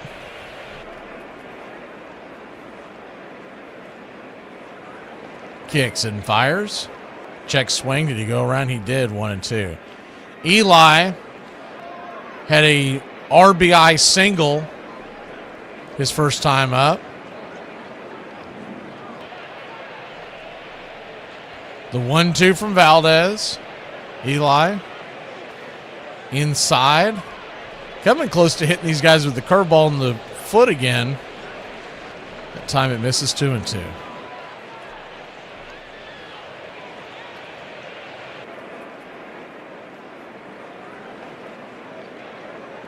The 2-2. Swing and a miss, strike 3. 2 down.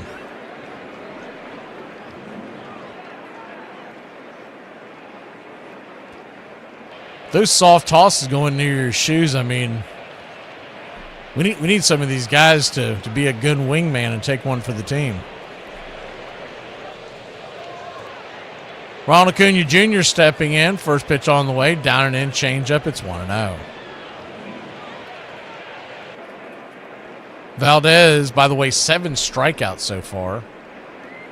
Elder with 4, but the big number. Braves lead it 2-0. We're in the bottom of the 4th. The 1-0. Just misses. 2-0. Valdez has always been one of my favorite pitchers to watch because, I've always liked the southpaws. I don't know why, but I like watching them pitch. And then he's really more of a pitcher. He's not a power guy. The 2-0. Swing and a miss. 2-1. He keeps it right there in the low 90s on his sinker, but he's trying to get you out by changing speeds left and right. And the Cardinals are all over Skeens. It's 4-0 in the third there. The 2-1 pitch. Swing. Rips it up the middle, but that's going to be a 6-3 put out. Good play over there by McGonigal. We'll be back in a flash. Top of the 5th we go. The Braves lead it 2-0. Fat, drunk, and stupid is no way to go through life, son. The faces from the past. You've walked past them many times. I don't think you've really looked at them. Go on, lean in. If you listen real close, you can hear them whisper their legacy to you. Listen, you hear it? Seize the day, boys. Hello. Toga!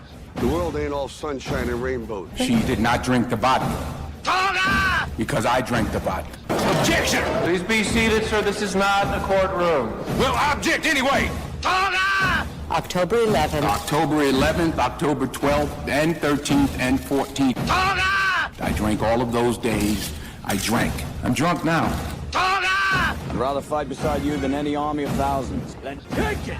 It's yours! Tonight, we are the greatest team in the world. And you were meant to be here tonight. This is your time. Their time is done. It's over. Screw them. Guys tired? Go get all the sleep I need and I'm dead. Forget about the crowds, their fancy uniforms, and remember what got you here. Toga! Focus on the fundamentals. We've gone over time and time again. You damn dirty son of a... I wouldn't make it a habit calling me that, son. Now, I want you to remember that no bastard ever won it by dying. You won it by making the other poor dumb bastard die. Well, that was pleasant. Nice of him to stop by, don't you think? Toga! And shepherds we shall be, for thee, my lord, for thee. Power hath descended forth from thy hand, swiftly carry out thy command. And this crowd's back into it now. We gotta do something. Absolutely. You know what we gotta do? Toga party. We can't afford to have a toga party. Toga! Toga! Toga! Toga! Toga! Toga! Toga! Toga! Okay? All right! Let's go! Let's go! Let's go! Let me hear it! Let me hear it! Let me hear it! Back, first pitch from Bryce Elder. Just misses off the plate for a ball. It's 1-0. Righty-righty matchup. Rogers, the number 9 hitter. The 1-0 pitch. Swing. Pops it back foul. 1-1. Braves lead this one. Top of the 5th, 2-0. Bryce Elder has scattered 3 hits, 2 walks, and has struck out 4 with zeros on the board. The 1-1 pitch. Swing. Pops it up. High in the sky. Can of corn. Riley. Double vision and all, makes the catch, F5 in your scorecard, and there's one away. Bryce Elder has dropped his ERA to 1.74.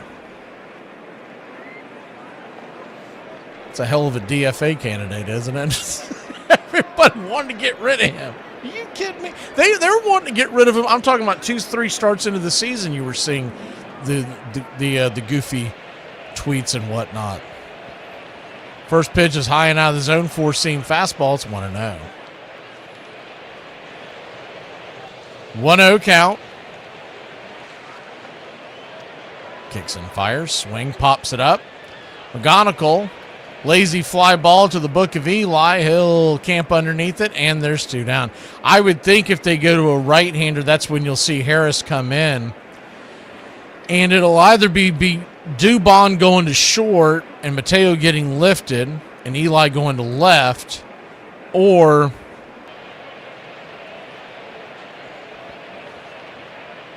there is a scenario if the game gets out of hand that as the sinker misses outside wide, it's 0-1. The Braves get a good enough lead, they may give Harris just the entire day off because he's going to need his legs this weekend. The 0-1 swing and a miss. Sinker 0-2. Going out to Colorado, it's not just the altitude, but it's also the fact that the outfield out there is much wider than most in all of baseball. The 0-2 pitch misses high, 4-seamer, 1-2. I'm glad you like that one, James. 1-2 count. I mean, it's the only thing that makes sense, right? He's hitting terribly. He hasn't shaved or cut his hair in weeks. He's on a bender. The 1-2 pitch, swing, chops it down the right field line, and that ball's going to be a fair ball. Here comes the throw to second. Do they got him? Man, if he would have he did get him. I thought he was sliding off the base safe, but he is out. Smoke him if you got him. Acuna got him. We'll be back in a flash. Bottom of the 5th we go here in Braves country. Hold everything. They do not want a challenge. We'll be back in a flash. 2-0 Atlanta. You know, I feel like I've been having problems forgetting lately. And that may be the case today because it seems like I got a lot of free time. Hey, Braves Country, this is Mac McGee with Braves Country Radio. We are bringing you pitch by pitch, play-by-play of your Atlanta Braves all year long. Please like and subscribe today. Braves Country Radio, your home for the classic call of Braves Country Baseball.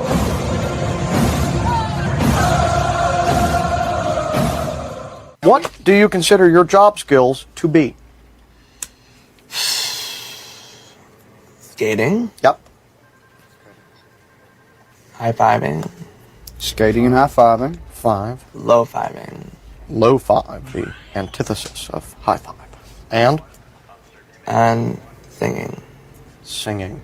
So, what you're basically saying is you could be in Starlight Express if they ever are bold enough to mount it again. You're off drugs now. You're totally clean. I'm so clean, it's not even ridiculous. The Kansas City Royals are the 1985 World Champions.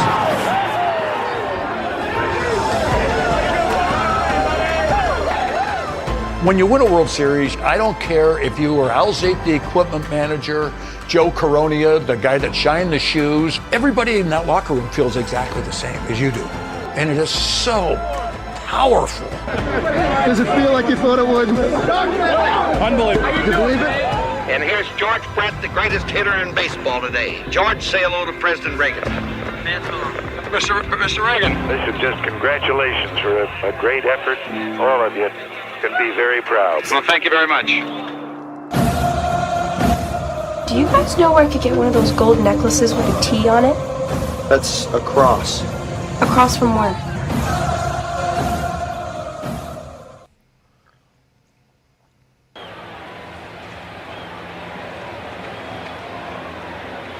Welcome back, y'all. Framber Valdez back out there for another inning of work. And the first pitch, Drake Baldwin, is a bender.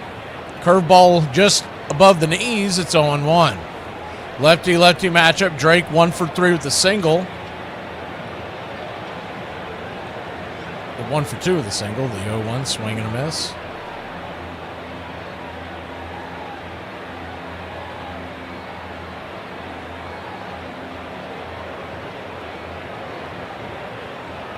Why they had that up there, but that's what they had up there. The 0-2. Third time through the order for the Braves. Pitch on the way. Swing and a miss, strike 3. Now he's 1 for 3. I don't know if they were foreshadowing on the broadcast or what. One down, and Ozzie Albies coming to the plate. He's 2 for 2. I usually read it off my stat sheet. The one time I read it off the video. Guys on the same bender in there that him and Riley went out and tore up the town last night. Lefty-righty matchup. Ozzie Albies, the batter, swing, rips it over the right side. Hard hit ball, worm burner, but it'll be stopped over there at second by Torres. It'll be a 4-3 put out, 2 down. Good hard hit ball by Ozzie.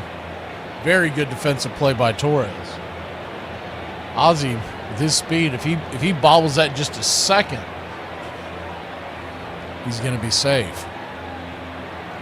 So quickly 2 up, 2 down, and Matt Olson will be your batter. Lefty-lefty, first pitch on the way. Slider at the knees, it's 0-1. The 0-1. Both teams with 2 ABS challenges. Kicks and fires. Swing and a miss, it's 0-2. Riley stands on deck.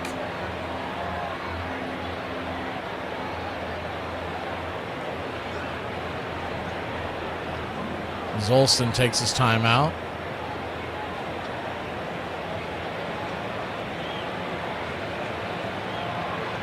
San Francisco still leads Philadelphia. It's 2-1 in the 5th. Marsh just made a hell of a catch at the wall. The 0-2. Down and in, 1-2.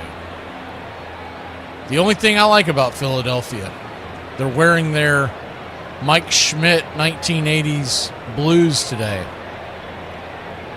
It's one of my favorite jerseys of all time. The 1-2 misses high. 2-2. Someone gave me a jersey of that years ago. I think it's a Schmidt. Anyways, I don't think I've ever worn it because I'm allergic to Philadelphia. The 2-2 pitch in the dirt goes to the backstop, 3-2. I know I still have it. Not 100% sure where it is, but I know I still have it somewhere. Full count.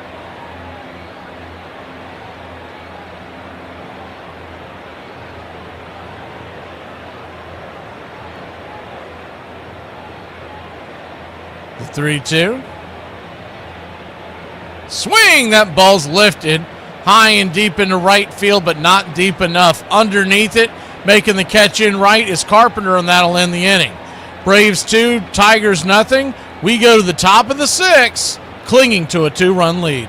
No meat, just eggs. Yeah, with sliced apple. How do you like your eggs?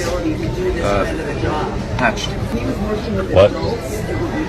You want them scrambled? Scrambled, yeah. Did he say hatched? No. And the sky is the limit for baseball salaries. The highest paid player of the week is now Roger Clemens of Boston. 5 years, $7.5 million. Dwight Gooden has something to celebrate as well after receiving plenty of money from the New York Mets. In fact, the right-hander became the highest-paid player in the big leagues after he signed a 3-year, $6.7 million contract. Brian Sandberg is calling Chicago the city with big pockets. The Cubs' great second baseman has signed the biggest contract ever in baseball. He could make about $7 million a year. What in the knuckles is this? She's my girlfriend, you intolerant. Whoa! Pump the hate brakes, Fox and Friends. I'm just surprised anyone would date you.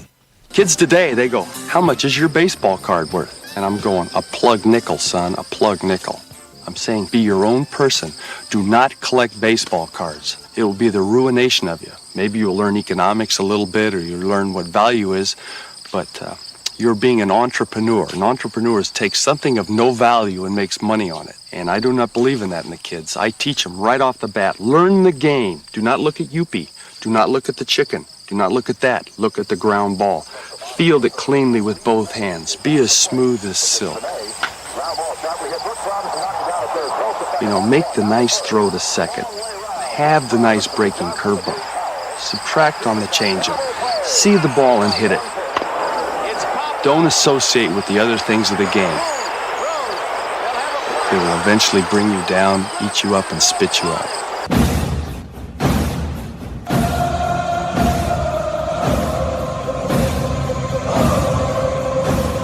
Righty-lefty matchup. Bryce Elder back to work in the first pitch swinging. Pops it up high down the left field line. Keith the batter, and not for long. F6 in your scorecard. One away. That'll bring Riley Green to the plate. Braves lead it 2-0. The numbers so far: no runs, 4 hits, no errors for Detroit, 2 runs, 6 hits, no errors for Atlanta. Kind of figured if we were going to win this game, it would be a low-scoring pitcher's duel with the two guys on the bump today. First pitch is a 4-seamer, just off the plate. It's 1-0, especially with the quick turnaround. We've known this for years, but the Braves typically, especially in the middle of the week, do not do the turnarounds very well. Normally the offense takes a while to get rolling. The 1-0 slices it foul. It's 1-1. 1-1 count. Man, it is doom and gloom in New York, let me tell you. The 1-1 down and in. 2-1. After I took the dogs for a walk this morning and started getting ready for the show, I was listening to the replay of the Boomer and Geo show coming out of New York City. As the 2-1 pitch down in. 3-1. Man, those guys have given up, and it was funny because going into the season, I don't listen to them a ton because they're not really baseball guys. The 3-1 swing and a miss, full count. Listen to them more during the football season, but I do tune in a little bit in the early spring just to see what they think as far as being fans, because really what they are is they're just Mets fans is all they are. They're not really baseball guys. As the 4-seam misses down and in, ball 4, and he'll head on down to first. And they really thought they had something in New York, and to see it flip, where they're all talking about, even the callers are calling it and saying, one of the guys says he's playing with Play-Doh with this kid and not even watching the game. He's got his back to it. He'll check the score every once in a while. They have given up. Spencer Torkelson stands in, pitch off the plate wide. It's 1-0. I just laughed thinking about where we were a year ago when Philly was running away with the division. The Mets, if you remember, started off pretty well too.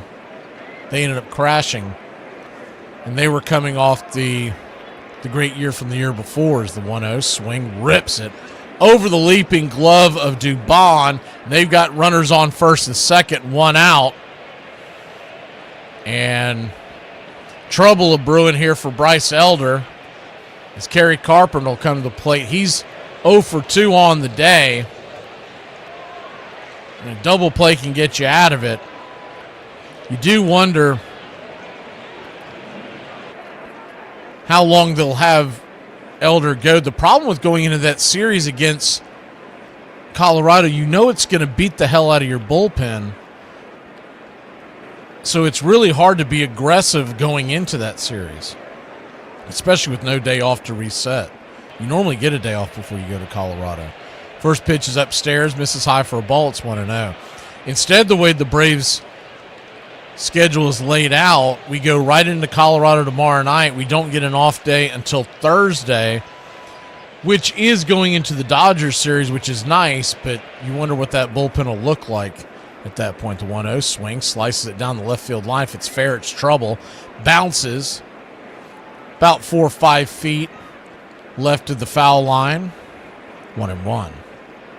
Veerling on deck, Lee in the hole. But yeah, those Mets fans, man, they have given up. I'm like, man, we're only a month into the season, like, to just totally give up, but they have given up. I guess it's a little different when you're in a city that has a basketball team in the playoffs and whatnot. That's what all the fans up there want to focus on. But Elder steps off the rubber for a second. The funniest part about it, because I listened to there's a sports night show that comes out of New York late at night. After the game last night, I listened to that as the 1-1 pitch swing, chops it foul, 1-2. And they kind of talk all New York sports, the Yankees, Mets, all that kind of stuff. And the sentiment that I've gotten from up there, the biggest problem is they feel like their owner, Cohen, has painted them in a corner because he waited to hire their current general manager, and he hasn't done the job they thought he was going to do. Is the 1-2. Swing and a miss, strike 3, four-seam fastball, got him. 2 down, big strike out there by Elder, now an out away from getting out of the jam. So the big question is, not only would he be willing to fire his manager, but are you willing to fire the GM after back-to-back disappointing years? 2 on, 2 out. Veerling, who was struck out and flown out. Righty-righty matchup, first pitch on the way. Is a sinker, misses below the knees. It's 1-0. The 1-0.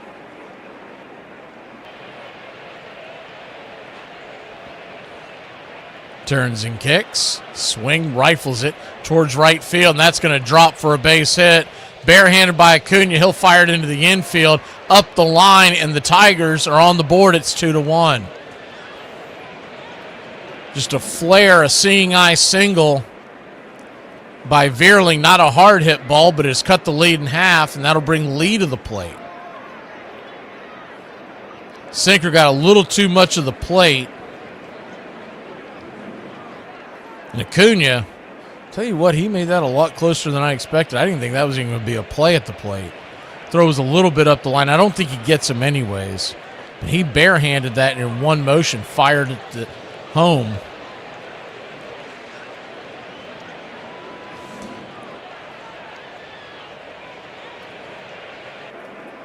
So first and second and 2 outs. The good news on that, the runner from first only went to second on that throw. He didn't make it down to third like you normally see. Aaron Bummer warming up in the pen as the peanut gallery groans.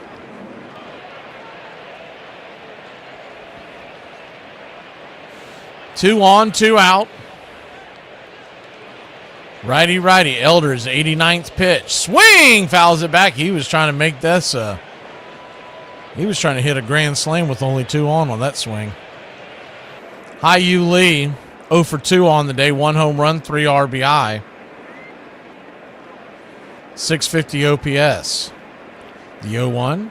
Check swing in front of the plate. Drake's on it. Flips it to first, and that'll get us out of the jam. Braves lead by 1. Austin Riley will come up, see if we can get off the schneid when we return. I'm finna tell y'all why y'all should never delete. Let me tell you why. One day I posted it and it had like 10 views in an hour. So I was kind of mad about that, but I went to sleep and I woke back up and guess how many views I had? 11. That could be you, okay? Would you like to take us fishing and tell us life lessons and stories about your childhood? I got a better idea. Why don't you boys go dig a hole and I'll get another beer? Someone didn't love you enough when you were little, did they? Good call. Tragic. Little investment advice. Bip Roberts, 1986 rookie card, worth about $275. 20 years from now, who knows? 1,000, 2,000, might even go. Bip, man, you were looking at Robin Roberts. Says here your card's worth 4 cents. Yo, T.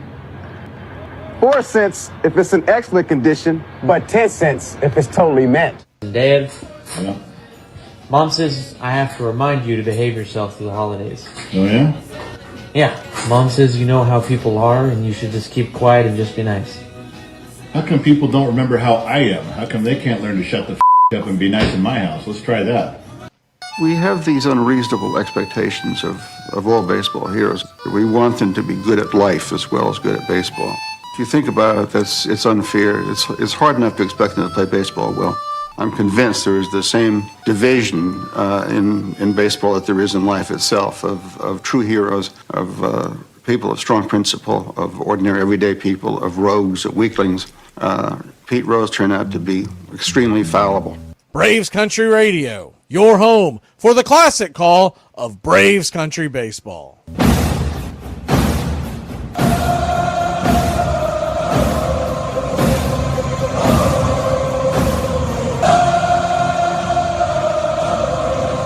Britmer Valdez is going to go back to work. Austin Riley coming to the plate, 0 for 2 with 2 strikeouts, batting .193 on the year. The first pitch, swing. Chops a pitch down below his ankles off the plate. It's 0-1.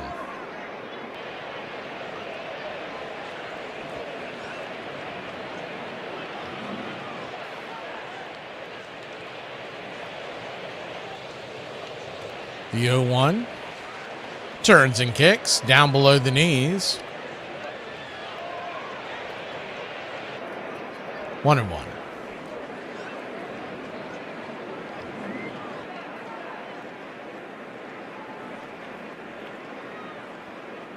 One count. Brings it in the dirt. 2-1. Good take by Riley. We're expecting it to be Holmes on Friday in the Colorado Series, Sale on Saturday, and the Sunday matinee, 3 o'clock first pitch.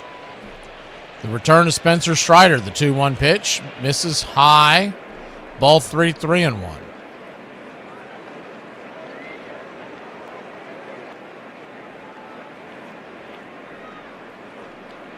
That would line up Sale and Strider for the Dodger Series the following weekend, the 3-1.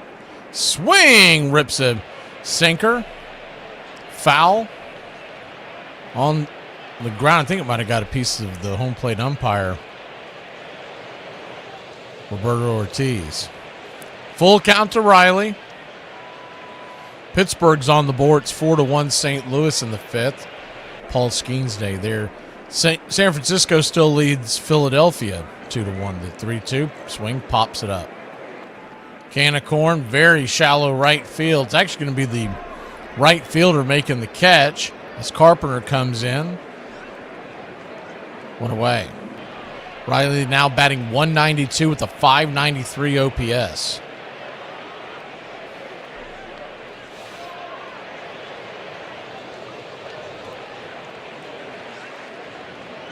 One thing they can't keep selling you on, though, is the post-game interviews when they talk about Riley is the first pitch on the way is down and in. Curveball misses for a ball. It's 1-0. I get why they do it. They don't want to tear anybody up in the press, but you can't keep telling the fans that he's putting good swings on and making hard contact. He's getting bad luck. I mean, these are bad at bats. 1-0, down and in, 2-0. We know the talent's there. He's just going through it. And Riley's done this his whole career. When he struggles, he just puts a ton of pressure on himself. Tries to overcorrect. When he finally comes out of it, he usually is raking for a few weeks. The 2-0. Swing, lifts it. High and deep into left field. Get down. Making the running catch there in left is Riley Green for out number 2. Ball hooked a little. Way high into the sky. He couldn't keep it straight. And there's 2 away. 2 down, and Farmer to the plate. He's 1 for 2, and his 1 out was a hard hit grounder up the middle. First pitch is a sinker at the knees. It's 0-1. It's going to make it difficult to drop Farmer because of his good at bats. You wonder if they just go with the idea that they'll find someone else to replace Heim if something goes wrong, and they drop him. The 0-2 fouled away. It's nice having that right-handed answer for the DH position as the 0-2 misses 1-2. While you're still missing Kim, talking about when Murphy comes off the IL. 1-2 count. Turns and kicks. Way outside, wide curveball, misses 2-2.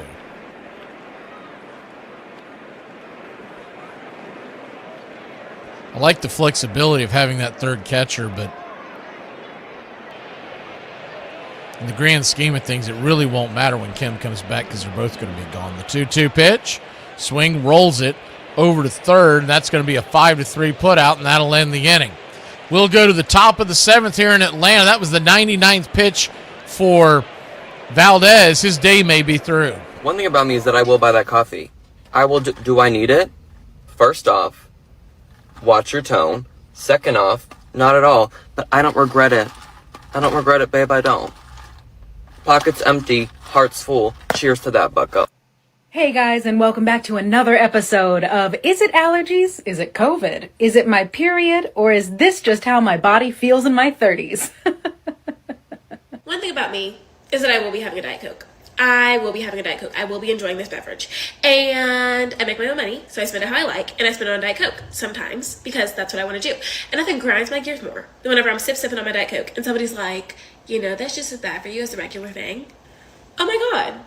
Oh my God, I did not know that I asked. I was not aware that I asked. And to throw out the ceremonial first pitch, the roar for the Yankee Clipper, Joe DiMaggio.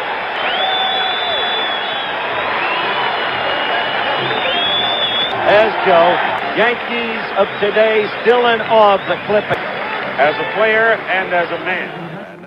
Pete Rose had played in 3,562 games, come to bat 14,035 times, and made 4,256 hits, more than any other man in all 3 categories. He had been a hero to 2 generations of baseball fans, Cincinnati's favorite citizen. So popular that a member of the city council once tried to get him declared a civic landmark to prevent his ever playing anywhere else. He seemed to be a throwback to some mythical earlier age of hit-and-run, hard-scrabble baseball when players played for the pure joy of it.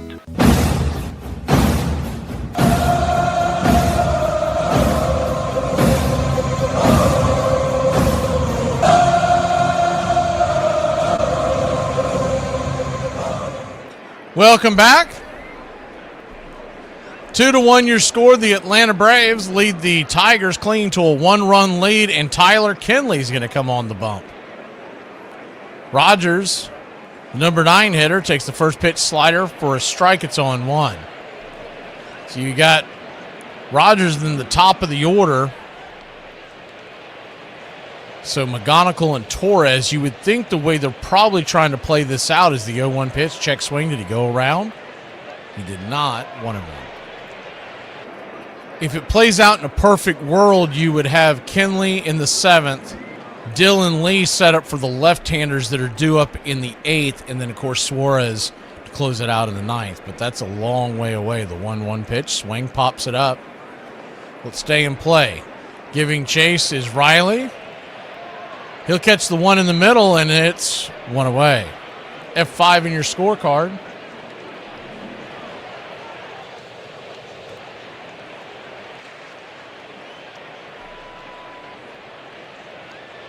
Kevin McGonigal, I mean, this kid is just impressive. 328 batting average, 927 OPS. He's leading off for a division contender in the Detroit Tigers.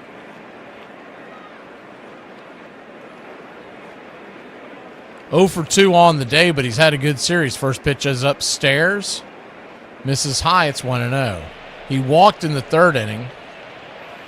And if you're following along at home on your TV or whatever device you're streaming on, just pay attention to his head. He's always got his nose in the at-bat. The 1-0 swing, fouls it back. 1-1. Eyes always on the ball, always following it in. You see a lot of moving parts before the at-bat, but when he locks in for the actual bat itself, it's a very fluid swing. The 1-1 pitch. Misses high. 2-1.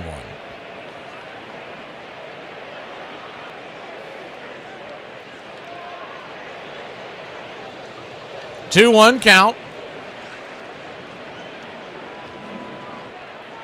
2-1 your score.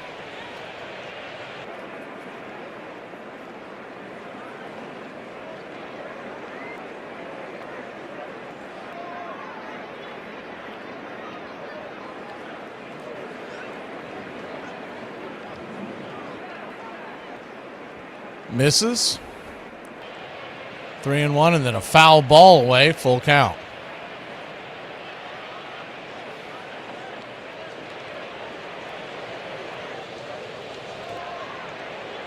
The payoff pitch, swing, chops it off the plate. We'll do it again.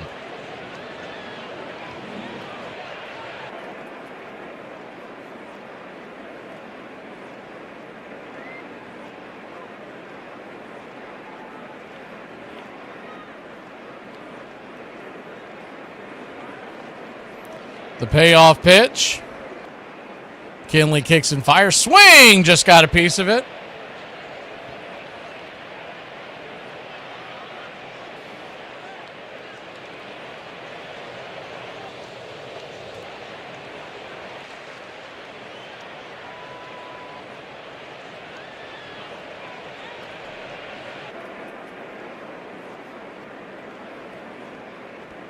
The 3-2, swing, rolls it foul down the line. Good to see you, Coco.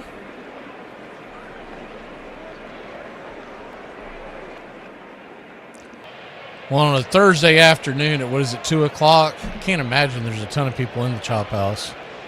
Riley's probably there between innings, but the payoff pitch.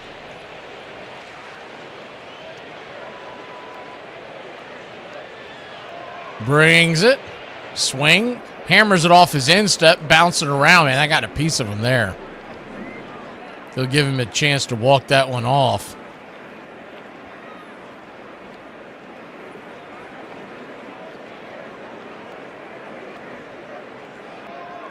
And the trainer's going to come out here to look at McGonigal. See where it got him at. Ooh, right on the knee. Right inside the knee.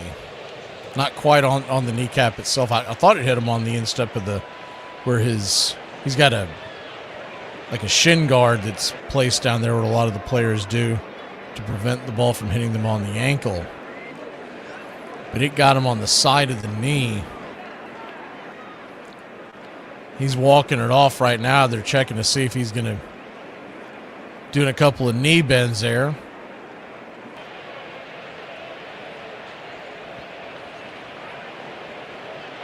Good to see you, Card House.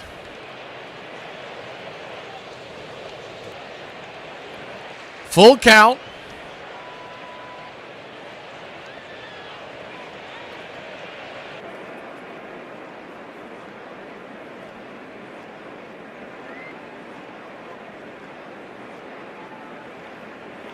Braves lead it 2-1.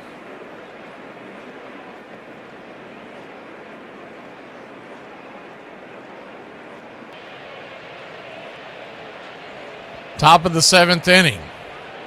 The payoff pitch. Down and in. And that'll be ball 4. So Kinley walks McGonigal. And the tying run is at first. The go-ahead run at the plate.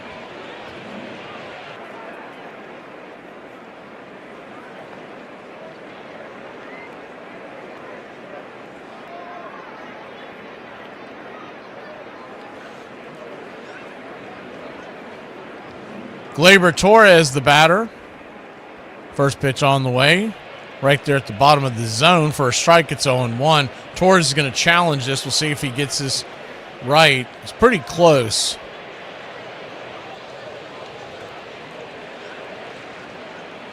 And he did get it correct.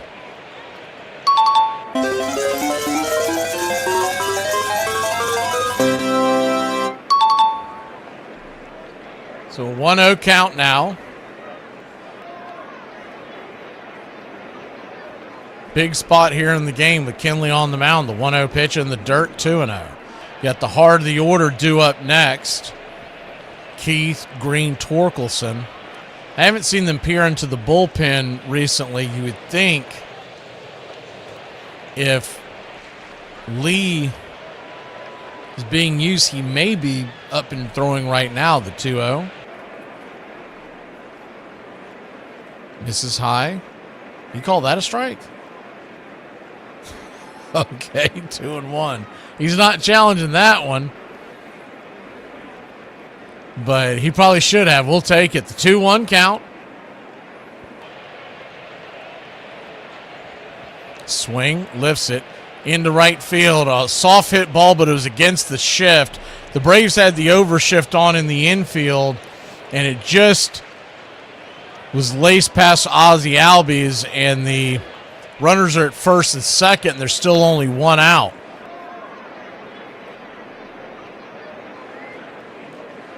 I mean, that ball, you talk about, that was like a pitch shot onto a green. It barely got out of the infield.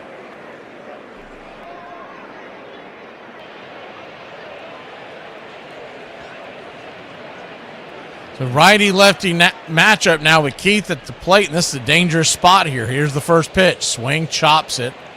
A double play could get you out of this. It's 0-1, foul down the first base side. Braves 2, Tigers 1, top of the 7th.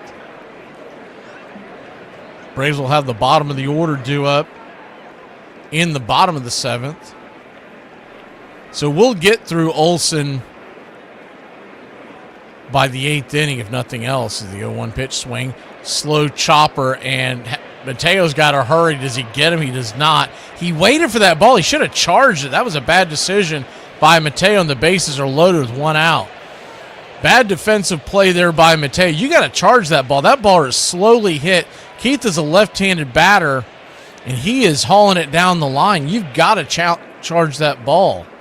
If nothing else, you could have fed it behind you to Ozzie. I know he's probably worried about cutting in front of the runner, but you've got the right-of-way. So bases loaded, one out, and Riley Green, dangerous spot, first pitch. Swing. Corkscrews it back, foul. It's 0-1. I think he just kind of like froze like a deer in the headlights, didn't know if he should charge it or not, but you got to charge that ball. If he charges it, he's going to get him. He's going to get one or the other. Pyomps is warming up in the pen, so it's not Lee. The 0-1. Swing. Corkscrews that foul towards the third base dugout. It's 0-2. Big spot here in the game.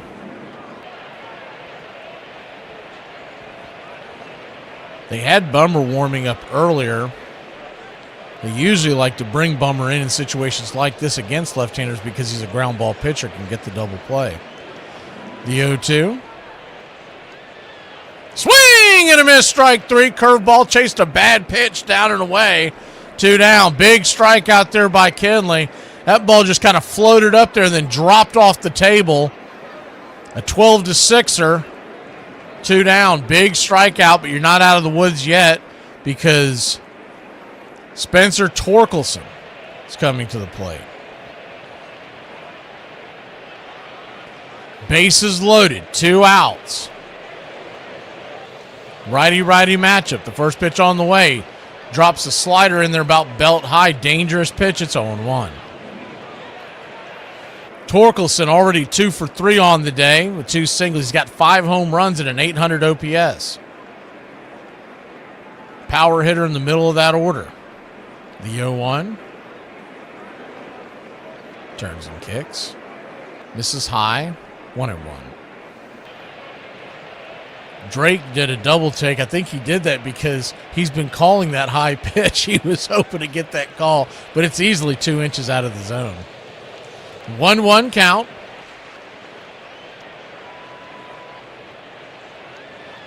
Brings it. Swing! That ball's belted down the left field line. Bending, bending, bending, bending. Fouling out of play. Upper deck shot. 1-2 count.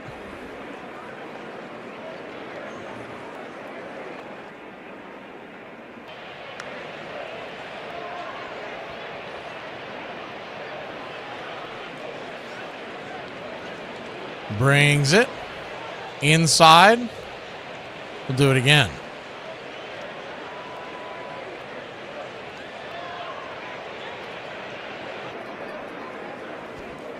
The 2-2. Bases loaded. Big spot here in the game. Nowhere to run, nowhere to hide. The 2-2 from Kinley. Swing, ropes it towards left field. Making the running catch out there is Mauricio Dubon, and that'll end the inning. Bottom of the 7th we go. Your Atlanta Braves clinging to a 1-run lead. Good running play by Mauricio. Pardon me, would you have any? But of course.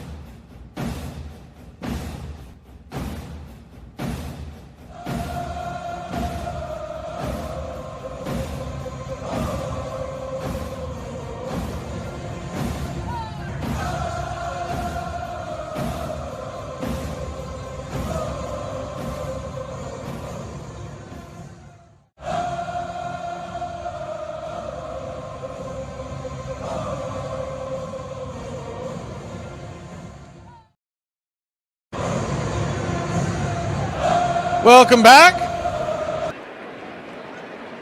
Righty-lefty matchup to start off the bottom of the 7th inning, and the Yaz will make his appearance versus Anderson, the right-hander. It's 0-1. The 0-1, swing and a miss, chases the changeup down and in. It's 0-2, so he comes on for Mateo. He'll stay in to play left field, and Dubon will go to short in all likelihood. The 0-2 in the dirt. 2-2. He still lines you up to pinch hit for Farmer later in the game if there is a right-hander on the mound. If not, you would just let Farmer hit. Farmer's about as consistent as he can be. He came into this game batting .333, 2 for 6, and he's 1 for 3 today. The 2-2 misses high. 2-2. So, 3-2. Full count.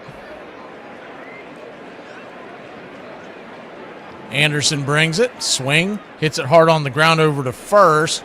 And that's going to be a 3-1 put out. Anderson covering the bag. One away. Hard hit ball by the Yaz, but right at the first baseman. Eli White standing in now.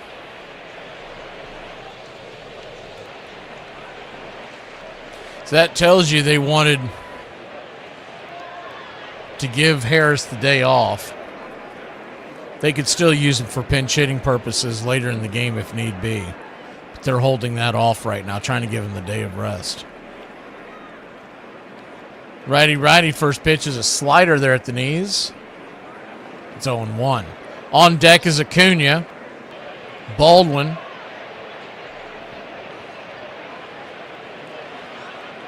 In the hold, the 0-1 pitch in the dirt. 1-1.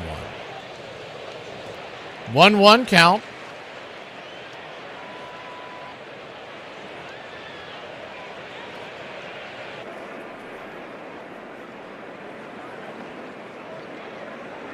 Turns and kicks. Outside, wide ball, 2-1. Eli batting 200 on the year. 589 OPS. He's had some big hits, even though his batting average isn't that great this year. The 2-1 pitch, swing and a miss, 2-2. Of course, what he gives you on the base paths with his glove isn't measured in the scorecard. San Francisco still leads Philadelphia 2-1. They're in the 7th. Identical scores. Here, Braves 2, Tigers 1. The 2-2 swing and a miss changeup. And there's 2 down. Philly is batting in the bottom of the 7th.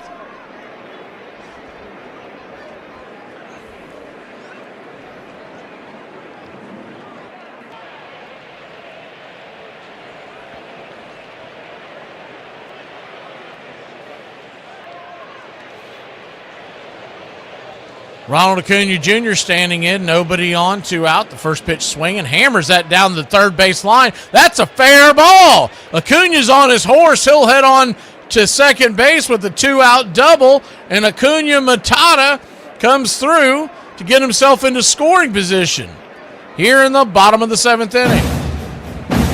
Bravo. Bravo.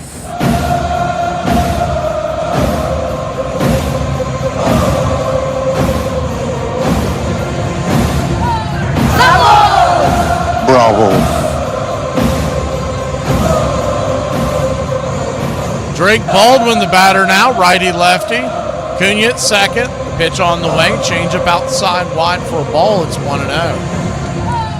Drake Baldwin, 1 for 3 on the day.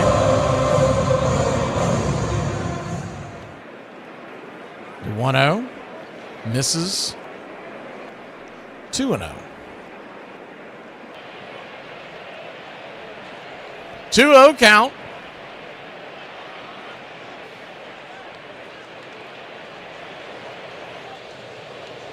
Pitch just misses outside wide, ball 3-0. Matt Olson stands on deck. So you can't imagine they're pitching around, Ozzie Albies today. I'm used to the normal lineup. So they may be pitching around to get to the left-handed bat of Ozzie. And that pitch misses wide, ball 4, so he'll head on down to first and gonna get a quick mound visit from Chris Fetter, the Tigers pitching coach.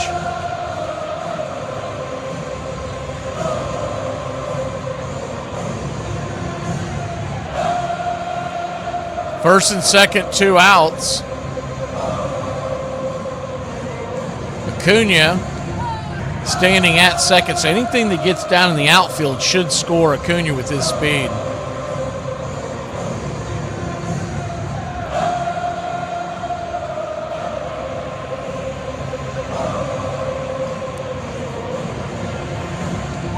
Drake runs pretty well for a catcher. If you get one into the gap, you may score 2. And of course, if Ozzie can lift one of the chop outs, it'll blow this game open. The first pitch on the way is a curveball down and in for a ball. It's 1-0. Righty-lefty matchup.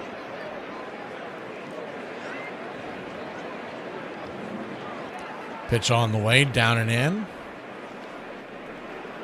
2-0.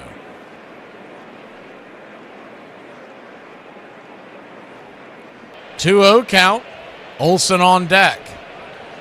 Bottom of the 7th. Anderson, the wind up to pitch. Drops the changeup in there for a strike, 2-1.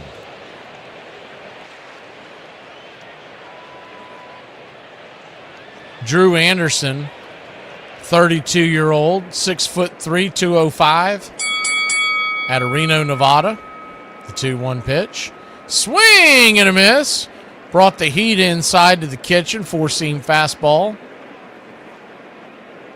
So Deuce is wild now. 2 on, 2 out. A 2-2 count. Braves lead at 2-1. Anderson brings it. Swing, rolls it over to second, and that's going to be a 4-3 flip, and that'll end the inning. Braves threaten but can't get them across. We cling to a 1-run game. We go to the bottom of the 8th, or top of the 8th, here in Braves country. 106 miles from Chicago. We've got a full tank of gas, half a pack of cigarettes. It's dark, and we're wearing sunglasses. Hit it. I have come here to chew bubblegum and kick ass. And I'm all out of bubblegum. It's happy hour. When wins become losses and losses become wins. You guys going to happy hour? I'll come for a couple. Just a couple, though. Not like last time. I need a drink. When buying a beer, buying only one beer can cause a misalignment in your spine due to the uneven weight distribution. This can cause unnecessary back pain and potential spine issues. To prevent this, carry 2 beers, ensuring your body is balanced and proper health maintained. Afternoon, everybody. Put my pants on, one leg at a time. Does Barry Manilow know that you raid his wardrobe? Guess what? I got a fever, and the only prescription. Ladies and gentlemen, we interrupt our program of dance music to bring you a special bulletin from the Intercontinental Radio News. You're in Braves country. Everybody drink a beer. Salad. They're making it laws where you can't drink when you want to. This stinks! Pretty soon we're going to become this country. This is total BS! Oh, yeah. For me and the Lord, you gotta understand it. We're on a mission from God. I'm on the radio every day!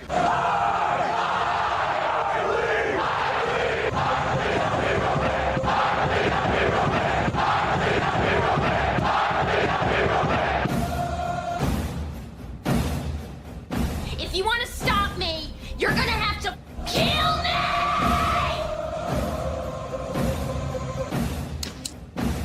And you, music lover, you're next. You're so drunk you can't hit nothing. In fact, you'll probably see a double. I have 2 guns, one for each of you.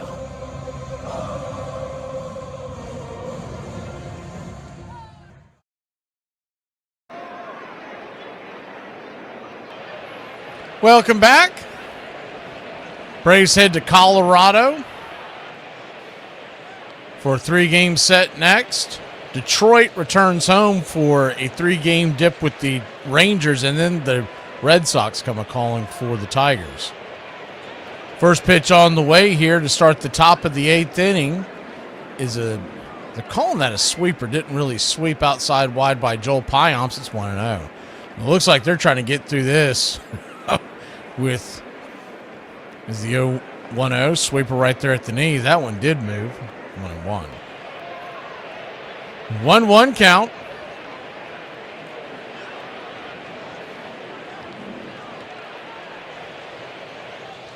Swing lifts it high and deep into center field, going back on the track, and Eli White misplays it, goes off the wall, and that's going to send the tying run to third with nobody out. Here comes the throw. The ball gets away.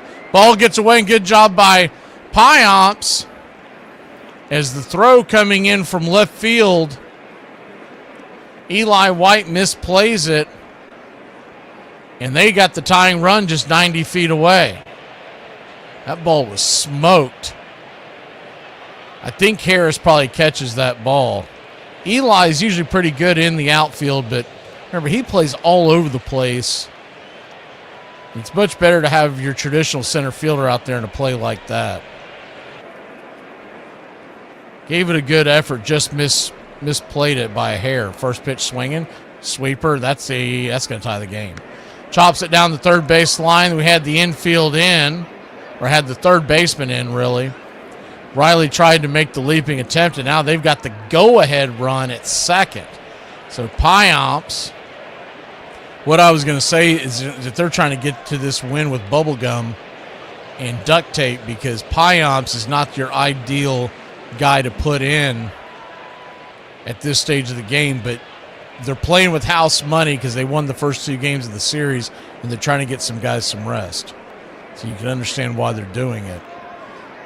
You just hate to see it as a fan. Runner at second, nobody out. First pitch is upstairs, misses high. It's 1-0. Bummer was warming up Coco. They sat him down. They wanted the right-hander.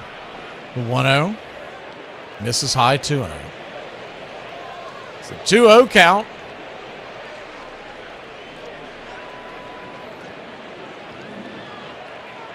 Robert Suarez would be the man in the ninth if this game stays tied or the Braves have the lead. The 2-0 misses inside, 3-0.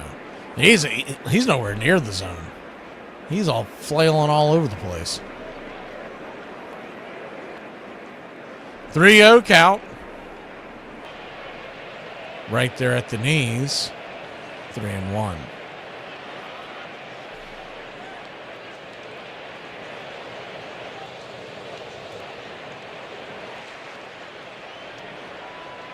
The 3-1 from Pyomps. Swings, slices it down the right field line. Foul and out of play.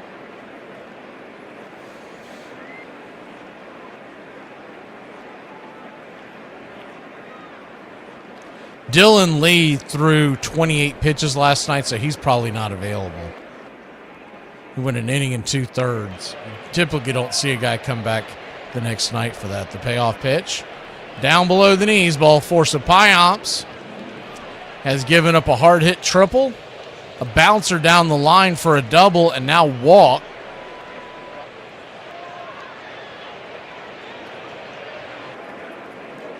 His ERA is at 7.36, and he's responsible for the 2 men on the mound. Hefner's coming out, so we're not making a pitching change. He is in big trouble here. Rogers coming to the plate. Mets lead the Nationals 5-3 in the bottom of the third there.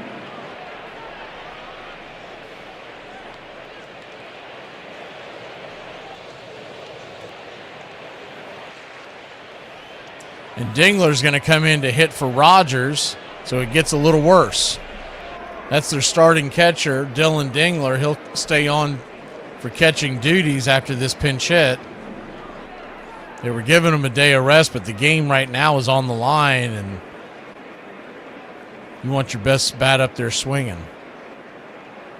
They still have Jones, Perez, and Young on the bench. First pitch on the way is inside for a ball. It's 1-0. The Braves have Michael Harris, Dominic Smith, and Jonah Heim to pick from. Olsen will lead off the next inning. The 1-0, swing and a miss, sinker on in on the hands is 1-1. Could use a double play here. That would be huge. It's the top of the order's due up with McGonigal. There's some movement out in the Braves pen, but I haven't seen a camera out there on it. You can see them moving around. The 1-1 inside, 2-1.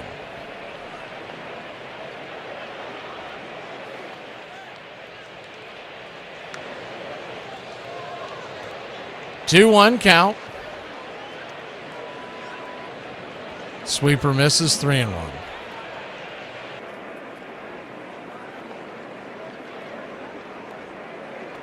Bummer is now warming up in the pen. That's who it was that was moving around that I saw. The 3-1. Swing, hammers it down the line. Foul. Full count. McGonigal is a lefty. You would think that's who he's going to be brought in to face. And then Torres and Keith and Green. So 3 of the next 4 are left-handers. The 3-2. Swing! Chops it foul. Third base dugout. Do it one more time.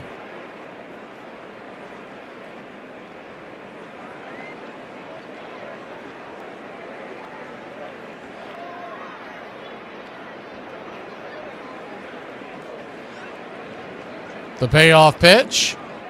Caught, looking, strike three. Punched him out on the inner track. Sweeper. Smoke him if you got him. He got him. One down. McGonigal coming to the plate. You would think they're going to bring the lefty on to face McGonigal. If not, buckle up. And Pyops standing at the mound. And yep, that'll do it. Weiss finally comes out of the dugout, probably buying Bummer a couple of extra warm-up tosses. So Pyops spit the bit, 2 on, 1 out. He's coughed up 1. He's responsible for both of the guys coming on. Aaron Bummer trying to put the fire out when we return.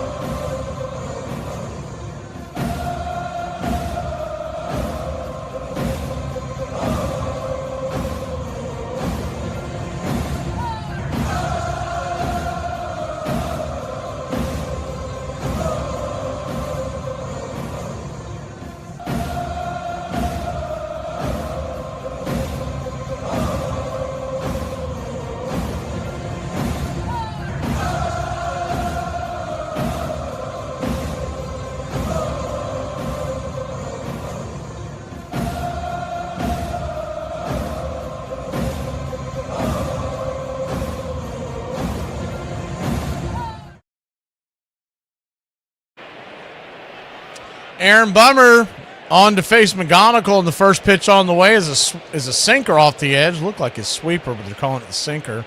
It's 1-0. Lefty-lefty matchup. Torres on deck. 2-2 your score. First and second, 1 out, the 1-0. Sinker misses. 2-0. He's trying to induce a double play. Really, you just want to get an out.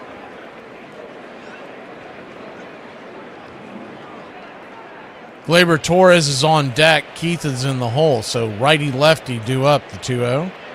3-0. Sweeper nowhere near the zone. So Bummer. He comes on with a 4.66 ERA. In his last couple outings, he just has not been hitting his spots. The 3-0. Ball 4. So a 4-pitch walk to start his outing. And Gleyber Torres coming to the plate. Still got to face at least 2 more batters. Remember, Lee threw 28 pitches yesterday, so not likely he's available.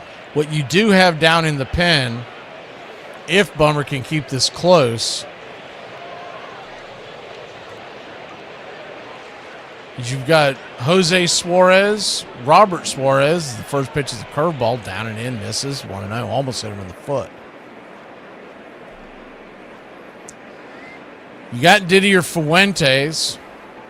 In theory, you have Raylo, but he probably isn't available today. The 1-0 smacks the edge for a strike, 1-1.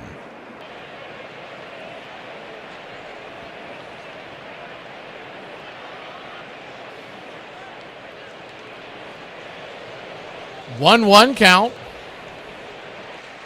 Swing, lifts it into center field, and this should give the Tigers the 1-run lead. Here comes the throw to third. They'll keep the runner at second at bay, and it's 3-2 Detroit. That run will be charged to Pyops. running his ERA up to 8.22 so far. So 2 on, 2 out.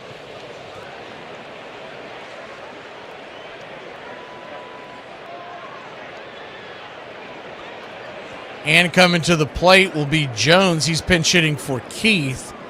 So nothing else, you got Colt Keith out of the lineup.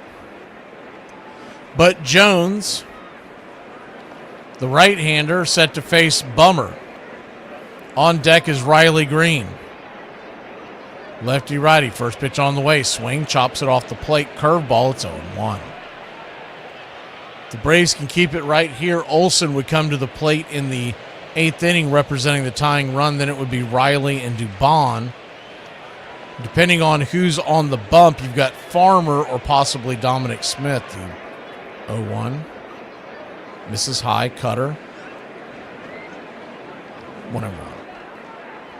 1-1 count.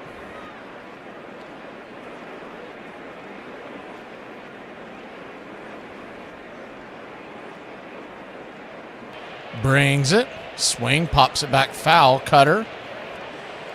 1-2. It's 3-3. Washington and the Mets. They are, I believe that says the 6th inning. It's pretty far away. It's hard for me to see.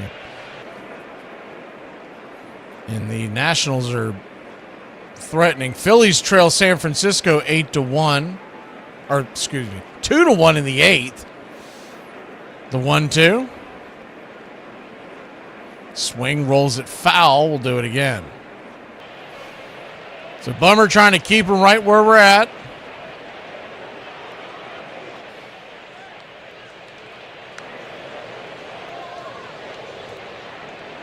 We know no lead is safe here against the Braves. The 1-2. Turns and kicks. Swing and a miss, strike 3. 4-seam fastball up and in, and that'll end the inning. So Detroit scores 2. It's our turn to put some runs on the board. Back in a flash here on Braves country. You decide to go through your man's phone, don't go checking his text messages. Go to his bank app and send your ass some money. Stop being stupid. I am starving. I haven't had lunch since yesterday.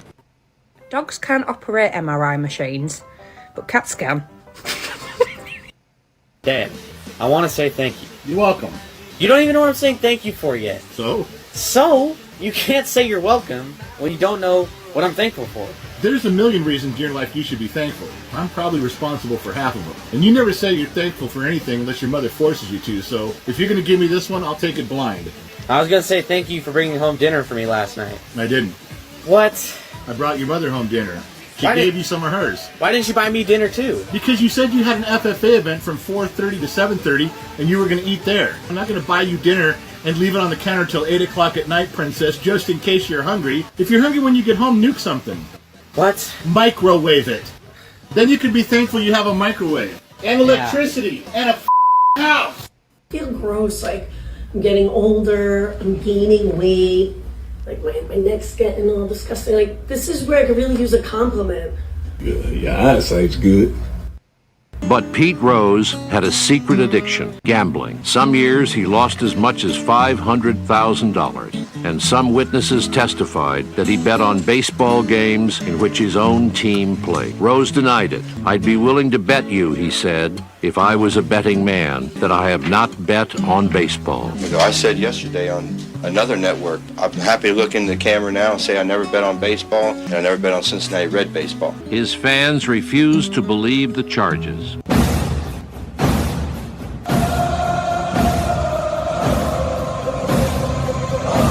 Welcome back. First pitch on the way to Matt Olson. From Anderson, misses for a ball. It's 1-0. Righty-lefty matchup. The 1-0 to Olson. Inside changeup misses. Ball 2, 2-0. 2-0 count.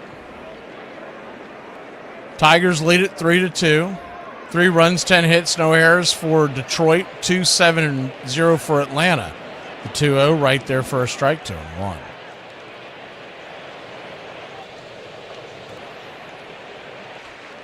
Anderson with the second inning of work. The 2-1 pitch. Swing, chopper. Over to second, it'll be a 4-3 putout, and there's one away. Joel Pyomps is on the hook right now. If the game ends the way it is right now, 3-2, he'll have the loss. It'll be a wasted effort for Bryce Elder. 6 innings, 5 strikeouts, scattered 3 walks and 6 hits, gave up just the 1 run. Anderson would be in line for the win. First pitch on the way, misses high, called for a strike. Riley will not challenge. It's 0-1. The 0-1. Braves still with both of their challenges. The 0-1 misses high, 1-1. Can't really blame Riley there, though it's a big part in the game. He's been battling so much at the plate, he probably doesn't trust his own eyes at this point. 1-1 count.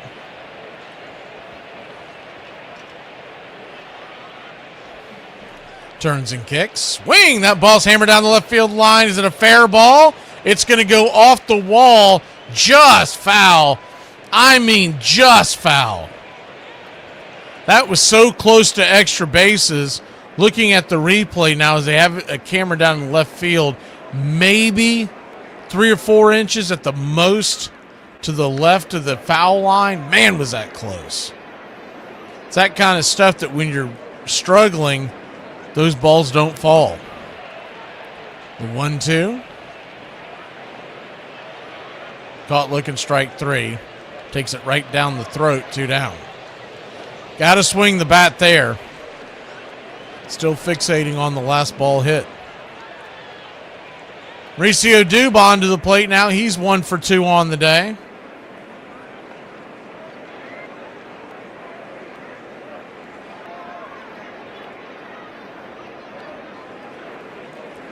First pitch on the way. Swing and a miss. Slider. He was opening up on that one, going for the downs. That was a bad swing by Dubon. You don't see that a lot. It's 0-1. His left foot was heading towards first, and his body was heading towards third. The 0-1. Swing and a miss. 0-2. He's just swinging out of his shoes trying to tie the game. Left-hander warming up in the pen for the Tigers. The 0-2. In the dirt. 1-2.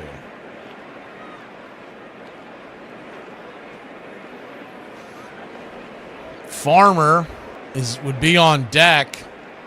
Suarez and Suarez are warming up in the pen. So it depends on if we can take the lead or not. Which one you get, the 1-2. Pops it up. Can of corn.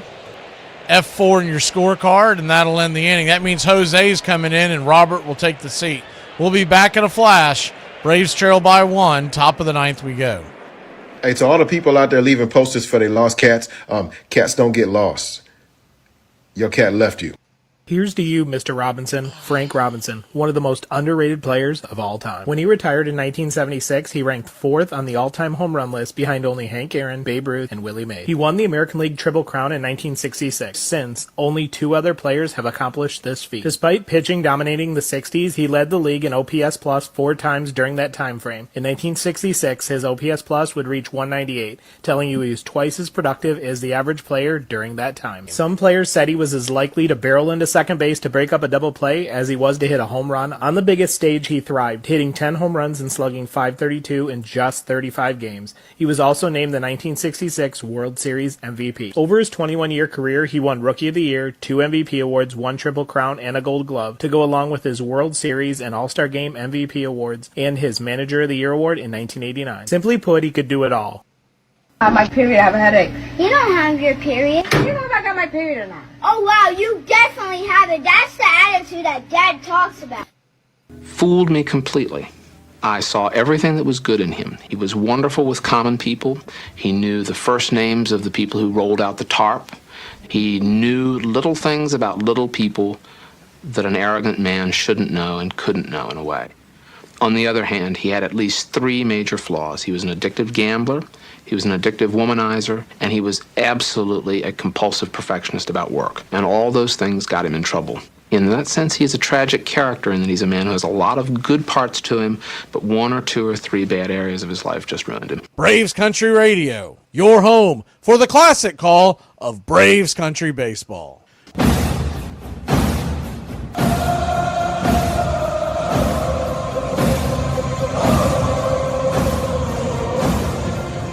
Jose Suarez coming on. Try to keep it right here.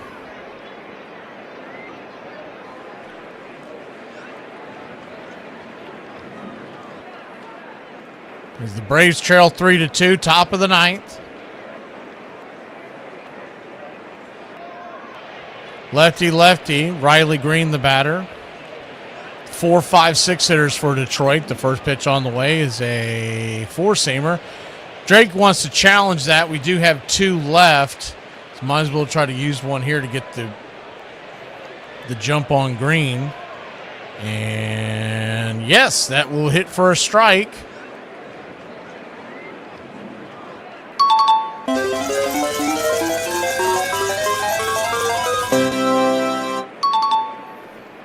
So a successful challenge there by the Braves. The 0-1. Right there. It's 0-2.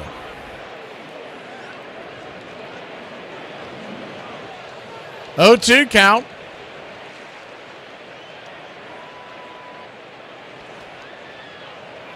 Turns and kicks. Bang! Right there, 4-seamer. Strike 3. 1 down.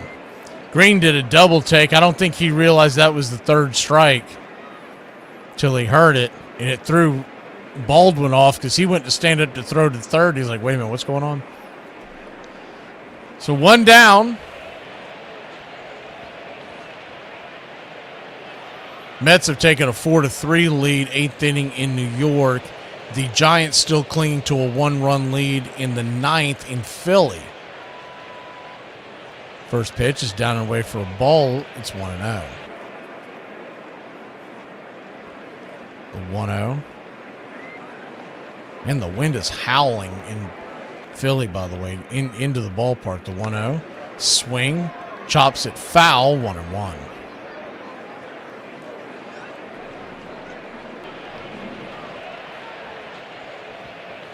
Right-hander now warming up in the pen for the... Looks like that's Kyle Finnegan for the Tigers. The 1-1. Swing, fouls it back. 1-2.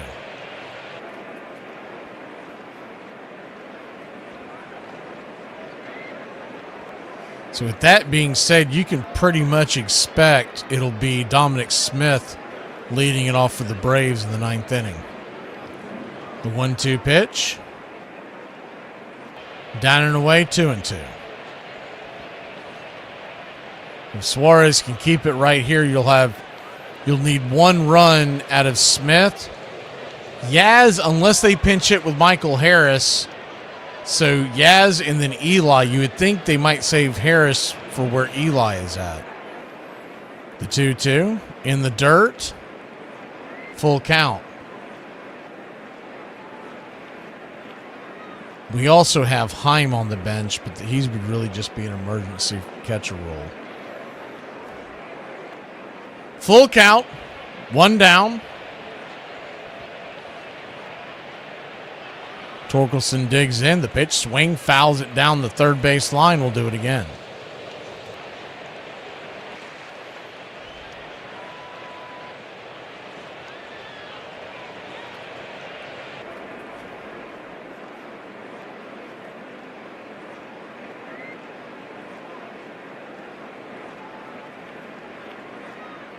The payoff pitch, swing and a miss, strike 3. Change up, pulled the string on that one.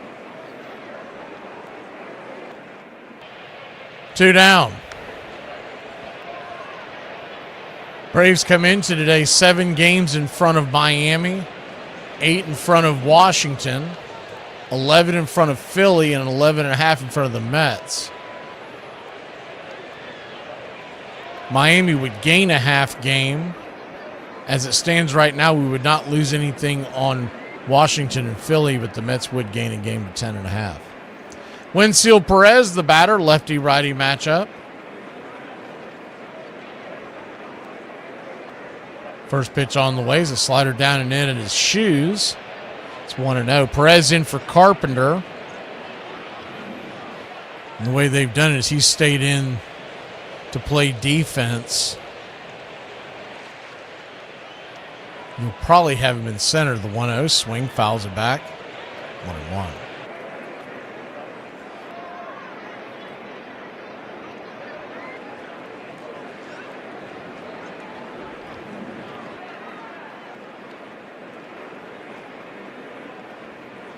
One count. Jose. Swing and a miss, changeup. 1-2.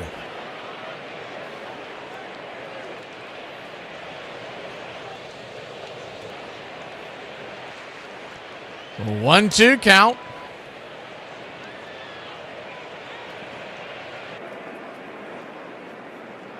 Suarez comes set and delivers. Changeup off the plate. 2-2.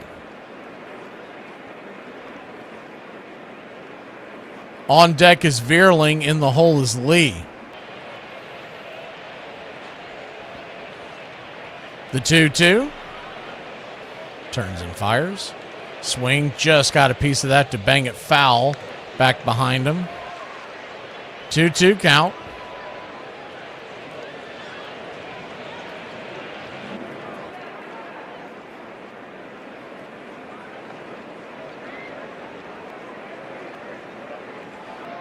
The 2-2. Hammers that slider. Foul down the third base line. Will do it again. Perez making Suarez work. Once again, most likely Dominic Smith would lead us off in the 9th inning. And then Yastrzemski and Harris, or Harris and White, depending on how they want to do that. The 2-2 pitch.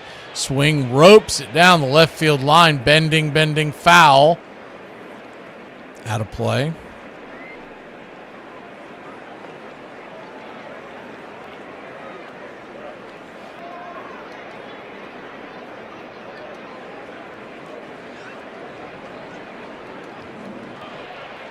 The 2-2 pitch, down and away, 3-2.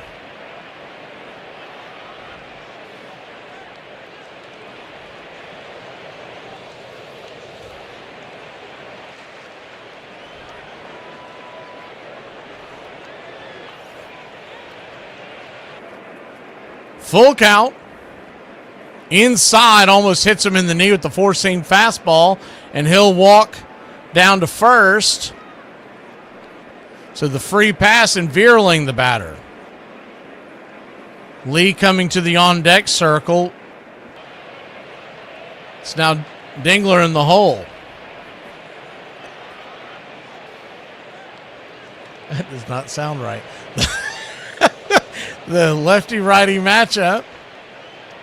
First pitch on the way. Outside wide, four-seam fastball. It's 1-0.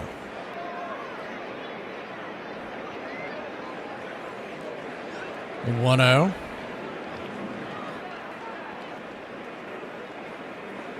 Suarez kicks. Rips it off the glove of Riley.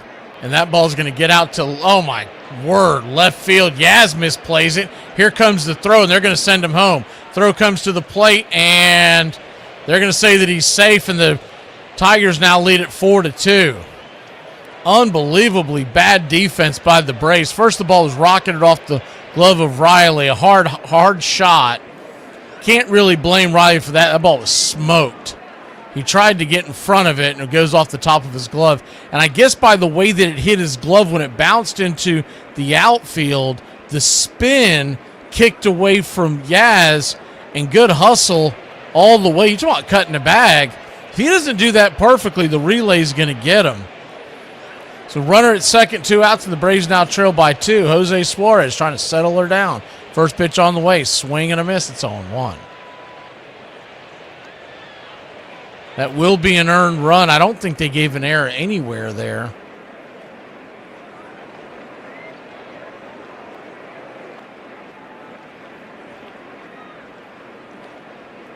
The 0-1 swing. Fouls it away. It's 0-2. Changeup. Correction, they did give the fielding error to Yastrzemski, so if that's the case, that won't be an earned run on Suarez. The 0-2 count. They'll clean that up if he can get this runner here. The pitch on the way, batter here. Pitch on the way, swing, outside wide, changeup holds off. 1-2.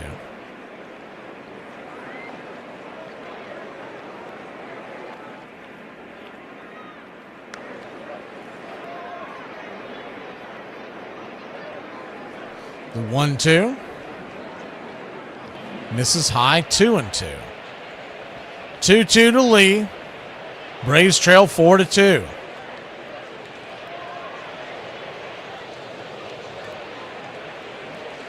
Suarez, this will be his 26th pitch of the inning. Looks back the runner. Kicks and fires. Nowhere near the zone changeup. Pitch out territory. And it's a full count.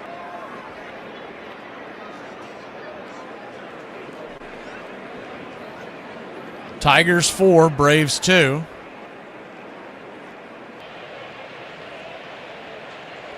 The pitch from Suarez. Down and in, ball 4. He walks runner to first and second. 1 out, or 2 outs, excuse me. It's the second walk of the inning.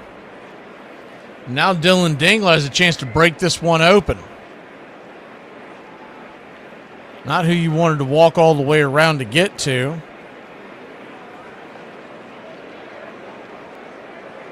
Suarez getting a quick mound visit from Drake, and this is probably just to give him a chance to catch his breath. This is his game come hell or high water. They don't have anybody working in the bullpen now. Braves would have to make a charge to get Robert up.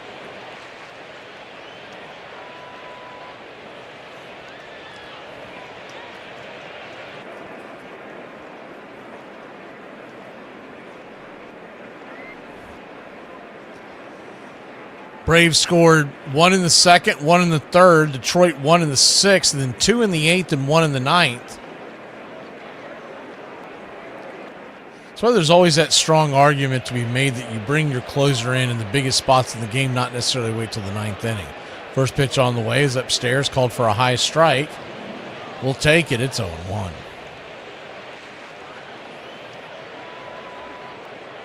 And the game was in the balance. I wouldn't have hated seeing Robert Suarez coming in the eighth inning when we still had the game in hand. The 0-1. High and out of the zone. 1-1. That almost went to the backstop.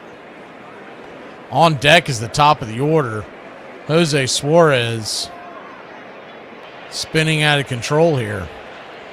The 1-1 pitch. Turns and kicks. Inside. Four-seamer just missed. 2-1. The 2-1 count. 4-2. Detroit leads Atlanta.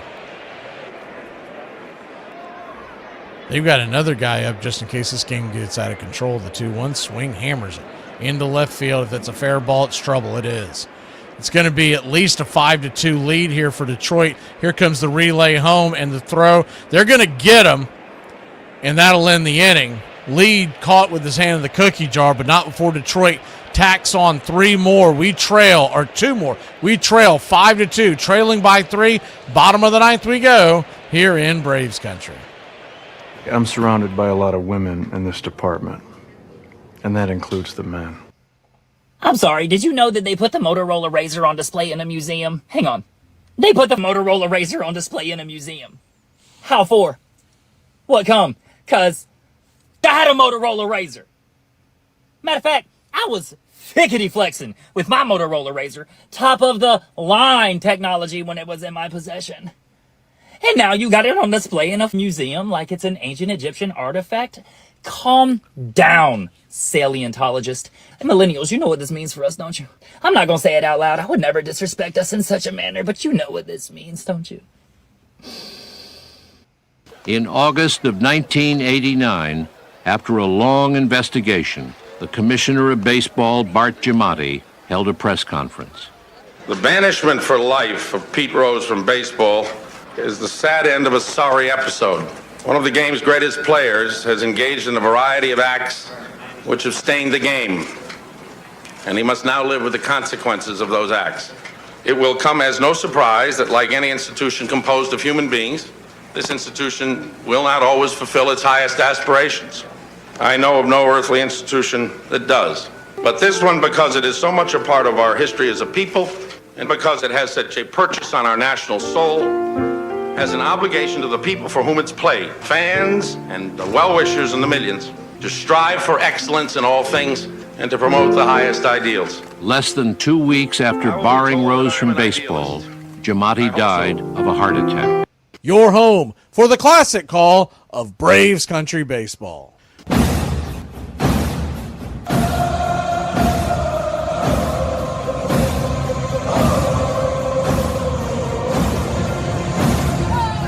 Kyle Finnegan coming on. Atlanta Braves trail 5-2. And no, it's going to be Michael Harris that's going to lead it off. So this is interesting. I thought it'd be Dominic Smith. I thought they'd wait on Harris, but they're going to let Harris get some swings. And that would set up Dominic Smith.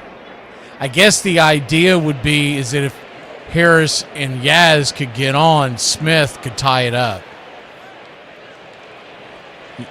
You want to have the speed out in front. So it makes a ton of sense why they're doing it this way.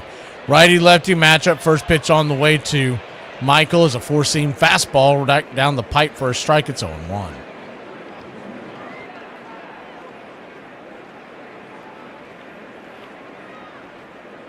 The 0-1. Turns and kicks. Down below the knee splitter. 1-1. 1-1 count. Braves trail 5-2. Game where Elder pitched really well. If you're just joining us, the bullpen has just given up the lead past couple innings. 1-1. High and inside. Four-seam fastball. 2-1. But to be fair, they didn't put their best foot forward. I mean, you had Pyomps and Bummer that gave up the lead with Suarez. Actually, it was Pyomps and Suarez, for being accurate. The 2-1. Swing, rifles it foul. Four-seamer, 2-2. Pyomps gave up 2 earned. Suarez gave up 2 earned. Bummer was in the game when one of the 2 earns came across for Pyomps. That'll go down as an inherited run, but not an earned run average. The 2-2 in the dirt, 3-2. Ball kicks away. So full count to Michael.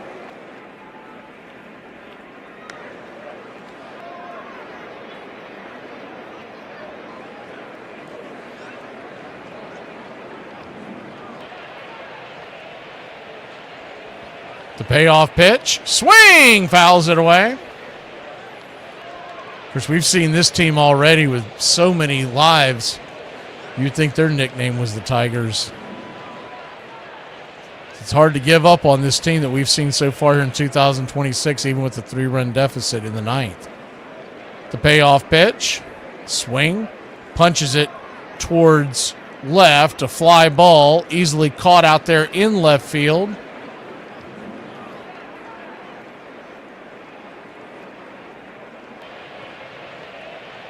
One away. Perez is in right, Veerling stayed in center, and Green is in left. So they did not shuffle them, they just brought him in to replace. Mike Yastrzemski comes to the plate. First pitch, takes the four-seam fastball right down the pipe for a strike. It's 0-1. The Yaz, 0 for 1 on the day, batting .200 on the year. Kicks and fires in the dirt. 1-1. Philly has tied it up with San Francisco 2-2 in the 9th. They've got a runner at third with 2 outs, bottom of the 9th in Philadelphia. The 1-1, outside wide, 2-1.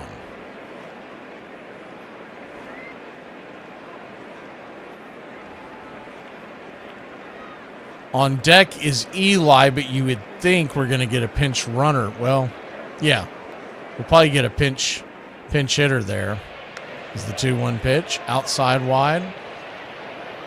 3-1. And if all this were to go into play and you did go into extra innings, you would essentially probably lose your designated hitter because Michael would probably go into play defense.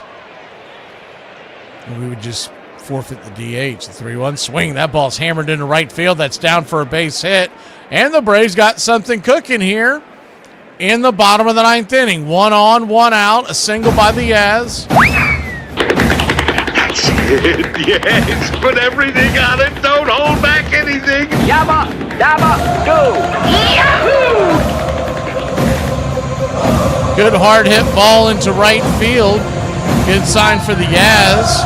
And Dominic Smith will come to the plate for Eli White. Acuna's on deck. So a bloop and a blast would tie this sucker. First pitch on the way. Swing. Pops it up. Coming in, making the running catch in right field, shallow right field, is Perez, and the Braves are down to their last out. So Ronald Acuna Jr., who's 1 for 4 on the day. Drake Baldwin now representing the tying run.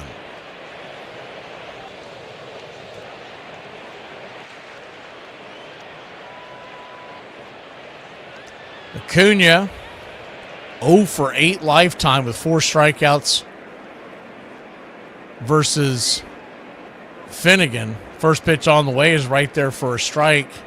It's 0-1. 0 for 8 lifetime with 4 strikeouts.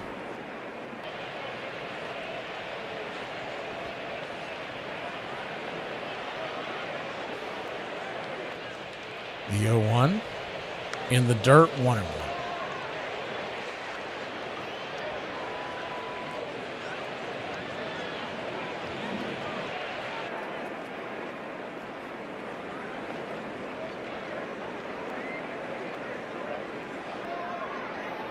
One count. Turns and kicks. Swing and a miss. 4-seam fastball. 1-2. The Braves down to their last strike.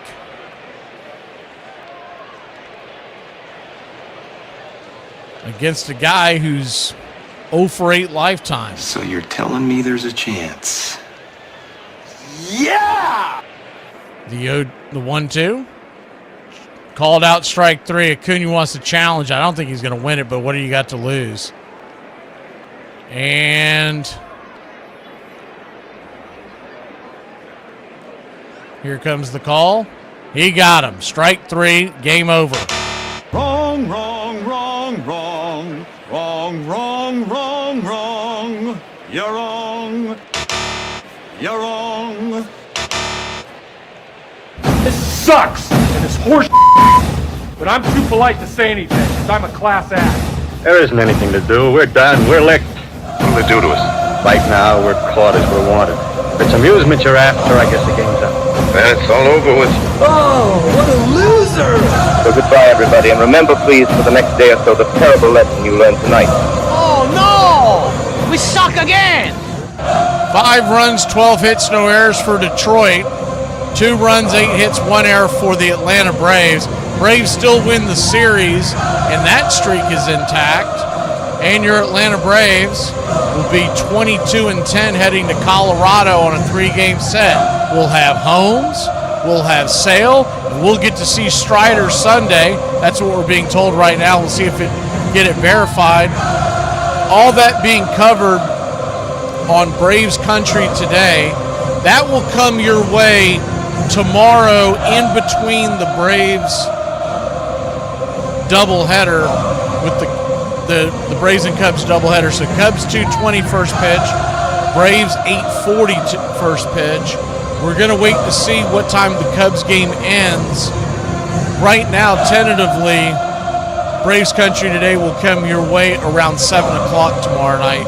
Somewhere between 6:30 and 7, we would think. But we'll announce it as soon as we know it.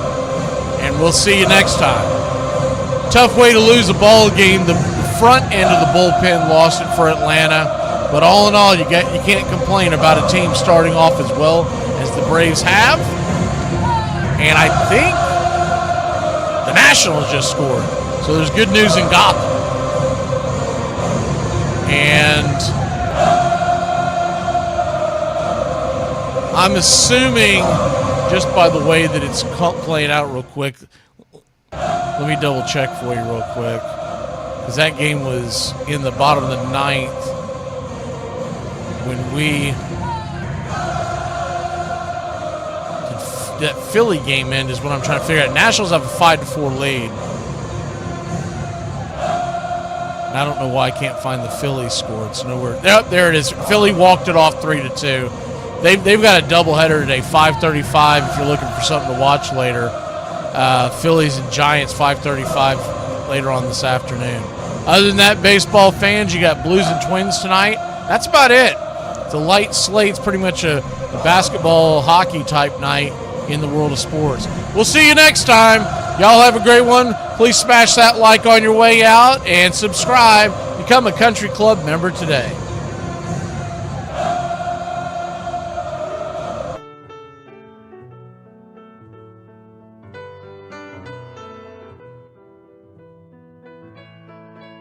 Casey at the Bat by Ernest Lawrence Thayer.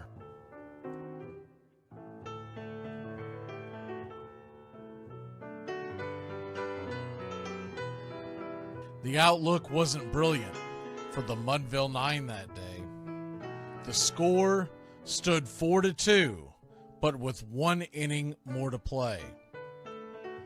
And when Cooney died at first and Barrows did the same, a pall-like silence fell upon the patrons of the game.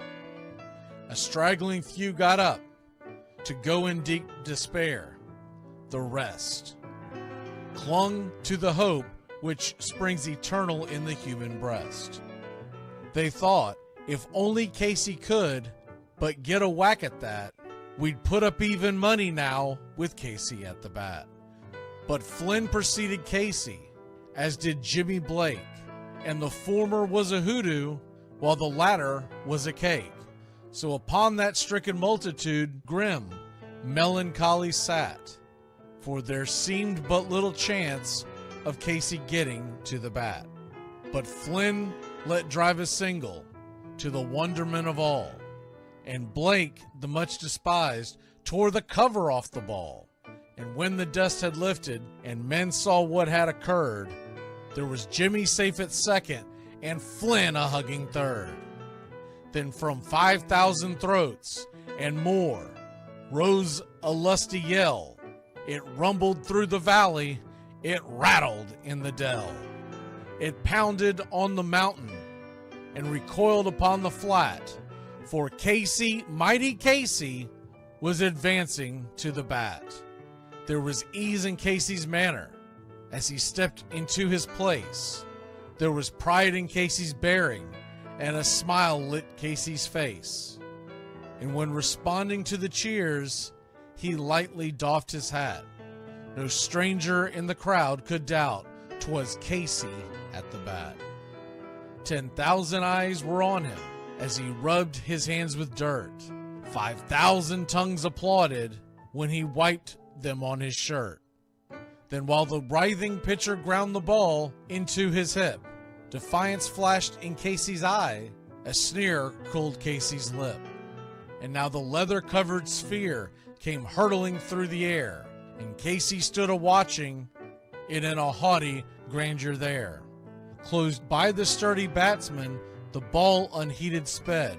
That ain't my style, said Casey. Strike one, the umpire said. From the benches black with people, there went up a muffled roar, like the beating of a storm waves on a stern and distant shore. Kill him! Kill the umpire! Shouted someone on the stand, and it's likely they'd have killed him had not Casey raised his hand. With the smile of Christian charity, great Casey's visage shone. He stilled the rising tumult, he bade the game go on. He signaled to the pitcher, and once more the dun sphere flew. But Casey ignored it, and the umpire said, "Strike 2." "Fraud!" cried the maddened thousands, and echoed answered, "Fraud!" But one scornful look from Casey, and the audience was awed. They saw his face grow stern and cold. They saw his muscles strain. And they knew that Casey wouldn't let that ball go by again. The sneer is from Casey's lip. His teeth are clenched in hate. He pounds with cruel violence his bat upon the plate. And now the pitcher holds the ball. And now he lets it go. And now the air is shattered by the force of Casey's blow. Oh, somewhere in the favored land, the sun is shining bright. The band is playing somewhere, and somewhere hearts are light. And somewhere men are laughing, and somewhere children shout. But there is no joy in Mudville. Mighty Casey has struck out. Casey at the Bat, Ernest Lawrence Thayer, published June 3rd, 1888.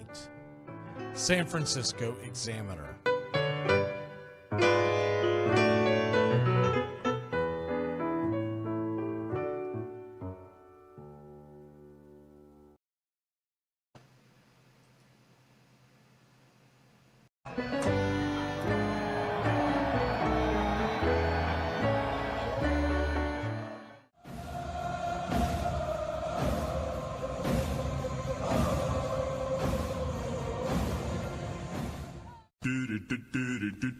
Goodbye, sweetheart, well, it's time to go. We're back tomorrow with another show. Well, unless we're fired, we'll talk to you then. Goodbye, sweetheart, goodbye. Goodbye. Guys and gals, it's time to go. We'll see you on the next show. Same bat time, same bat channel. It's closing time, y'all. You don't have to go home, but you can't stay here. Have a great one. On your way out, please like and subscribe. And don't forget to tip your favorite bartender. We'll see you. I'm Mac McGee, signing off for Braves Country Radio.